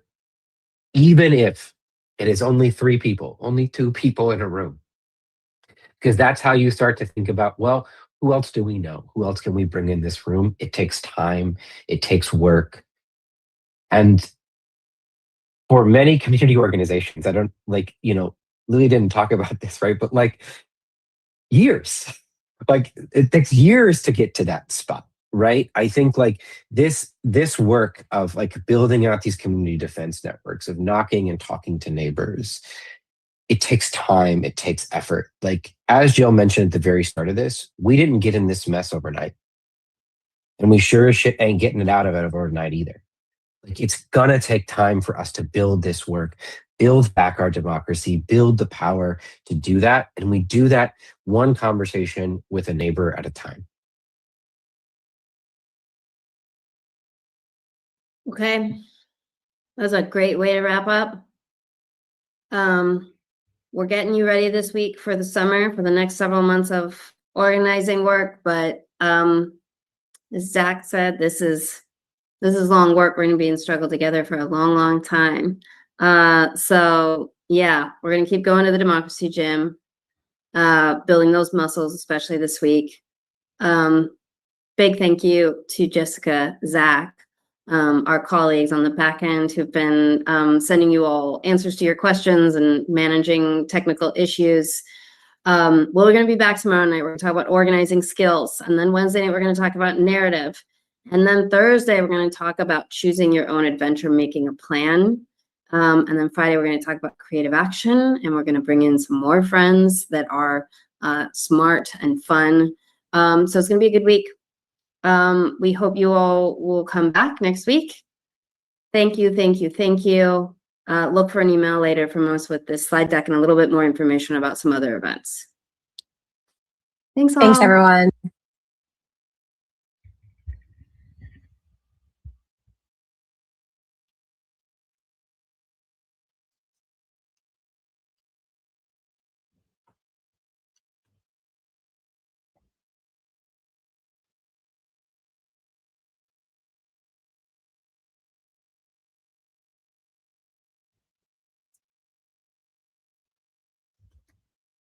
Okay, we're out. We're out. Well, you might be asking yourself, Karlyn, it kind of sounds like this was the first in a series of meetings this week that we could potentially infiltrate and spy stream. And I would say there is a method to my madness, because I knew if tonight's meeting went well, all of you were going to want to see the rest of the meetings this week. And yes, I do have links to all of those meetings. And yes, States at the Core, I am signed up under multiple names, and no, you guys aren't going to figure out what those names are because you never have in the past. So why would you figure it out now? So just in case you get one of the names, I have 5 or 6 different ones. So you guys should just really not even bother, because you're not going to catch me, and I'm still going to have the link, and there's nothing you can fucking do about it. And so nice try with your no authorized recording warning at the very beginning, but I decline. This is free and available to the public. I'm not doing anything wrong by signing up. So yes, we do have the links for the rest of the week. Tonight was an appetizer, guys. The rest of the streams we do on these meetings this week are going to be a supporter exclusive. This was to introduce people to the content, crossing my fingers that we were going to get some good stuff tonight, and we did. We absolutely got some great stuff tonight. But if you want to see the rest of it, you either have to get a channel membership, a YouTube channel membership. You can buy one for yourself. You can be gifted one. You have to get a membership on the Substack or to Locals, Patreon, Twitter subscriber, or what is the other one? What am I missing? Hang on. Substack, YouTube, Locals, Patreon, Twitter subscriber, Rumble member. So it's going to be supporter exclusive for the rest of the week. Now, let me ask you guys this. One in the chat, if you think that the spy stream we just watched was worthy of a $5 channel membership. One in the chat, if you think $5 to see inside one spy stream is worth the price of admission for the entire month. 2 in the chat if you think it's not worth it and what we just did for the last, almost 2 hours was really, really stupid. 1 in the chat if that was worth the price of admission. 2 in the chat if you think that this is all a big waste of time and we don't actually need to know what leftists are planning and doing in their organizing calls so that we can see ahead of the game, far ahead of any conservative influencer or pundit or commentator. This is why I am weeks, months, and sometimes years ahead of conservative influencers when it comes to understanding the left, guys. There's not a single person in the chat, besides Tommy, who doesn't count. He's Scottish. We ignore him. There's not a single person in the chat that's saying that this was not a good use of time. Can you imagine the stuff that we are getting for the rest of the week? You're not just getting into one, you're getting into every spy stream we do for the next month with a channel membership or a subscription on Substack or Locals or Patreon or Twitter subscribers or Rumble members or things like that. You get access to all of them. So this is one of the best things that I do in what I do covering the left, because it is literally the thing that keeps us ahead of where the left is. And I do try to make it as affordable as possible, guys. This is why I encourage people to gift out channel memberships on the stream. It's not just a way to fund the channel. It's a way to get as many people as possible involved. Okay, because a lot of people have been subscribed to this channel for a long time. They get a channel membership and they're like, oh, I'm reminded of this. And then they come back. Thank you, Jenny, in the chat. W's to you, gifting a channel membership. So there is a method to my madness, guys. I'm not just asking you guys to feed money into my pocket, although it does, and I appreciate it. And it's what allows me to do this full time. And I can never thank you guys enough for it. But it also supports other people in the community. And there's a lot of people in the community, and I know this because people say it, like they can't necessarily afford it, even if it's just $5 a month, even though I try to keep it as affordable as possible. I understand that, and I want to make it accessible to as many people as possible. So it's not a perfect system, but it is the system that we have. And I so appreciate everyone who gave 160 new channel memberships today. That's fucking awesome. And I want to remind you all that in about 10 minutes in the supporter Discord, Mac B is going to be hosting his Monday movie night, which is The Mist. It is a great movie. If you have never seen The Mist, go to Mac B's movie night. The way you get to the supporter Discord, if you just became a channel member, is that you wait for me to show you my screen if I can find it. There it is. There it is. Yo, we got Red Menace Guru in with a channel membership. Thank you so much for the gifted channel membership, bro. W's to you, 161. So if you're one of the 161 new people who got memberships on the YouTube channel today, what I want you to do is go to the post tab in the community. And at the very top of the page, when you have a YouTube channel membership, you will get a link to the supporter Discord. I posted it last night, so it should still work. Just click on that link, get into the Discord, get into the verification channel and just chat in and let us know where you came from. And I will verify you in the next 10 minutes before movie night tonight. Or if you do it a little bit later, I'll have to verify you later. So just do it right now if you want to go to movie night tonight. We do movie nights on Monday nights at 9 p.m. and on Sundays at 7 p.m. So you can join us for both of those. We watch a ton of movies. And Mac B and Jennifer do a great job of hosting movie nights, and I really appreciate them for it.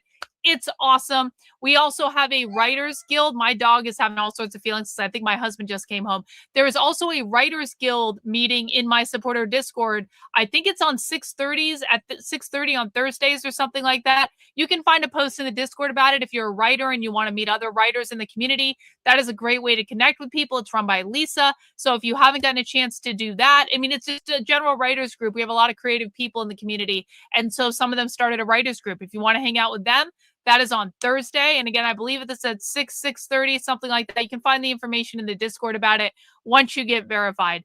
That's it, guys. That's it. Maybe I will do protest coverage tonight. Maybe I won't. I haven't decided yet.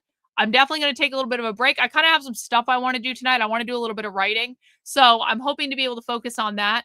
But if there is a lot going on at the protest, I will turn it on for a little while. But I do want to encourage everyone to go to movie night with Mac B. Do not skip it because you're anticipating that I might do something. You guys can do both. I've seen The Mist like 15 times, okay? The Mist is a great fucking movie. If you've never seen it, it's awesome. It's one of those movies that's going to like blow your hair back. It's so good. So go watch that movie. It's rad. Again, thank you to everyone who sent in super chats today. Thank you to everyone who donated 161 new channel memberships. You guys rock. I appreciate you. I'll see you when I see you. Take care, guys. We'll be back soon.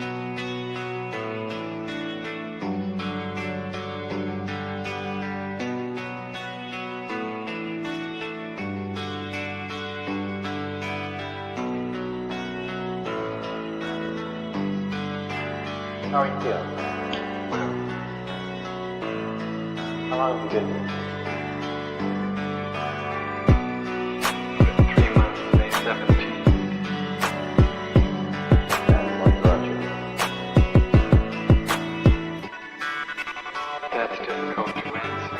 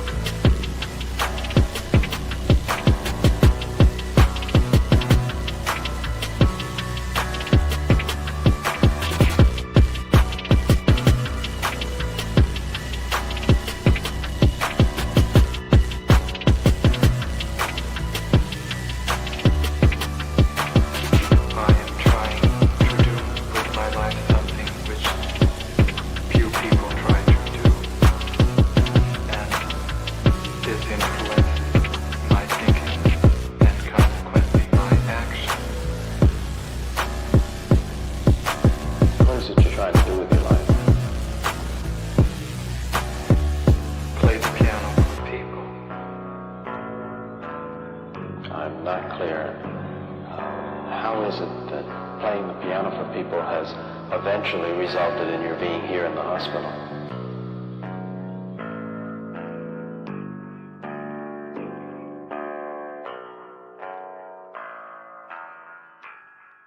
That's difficult to answer.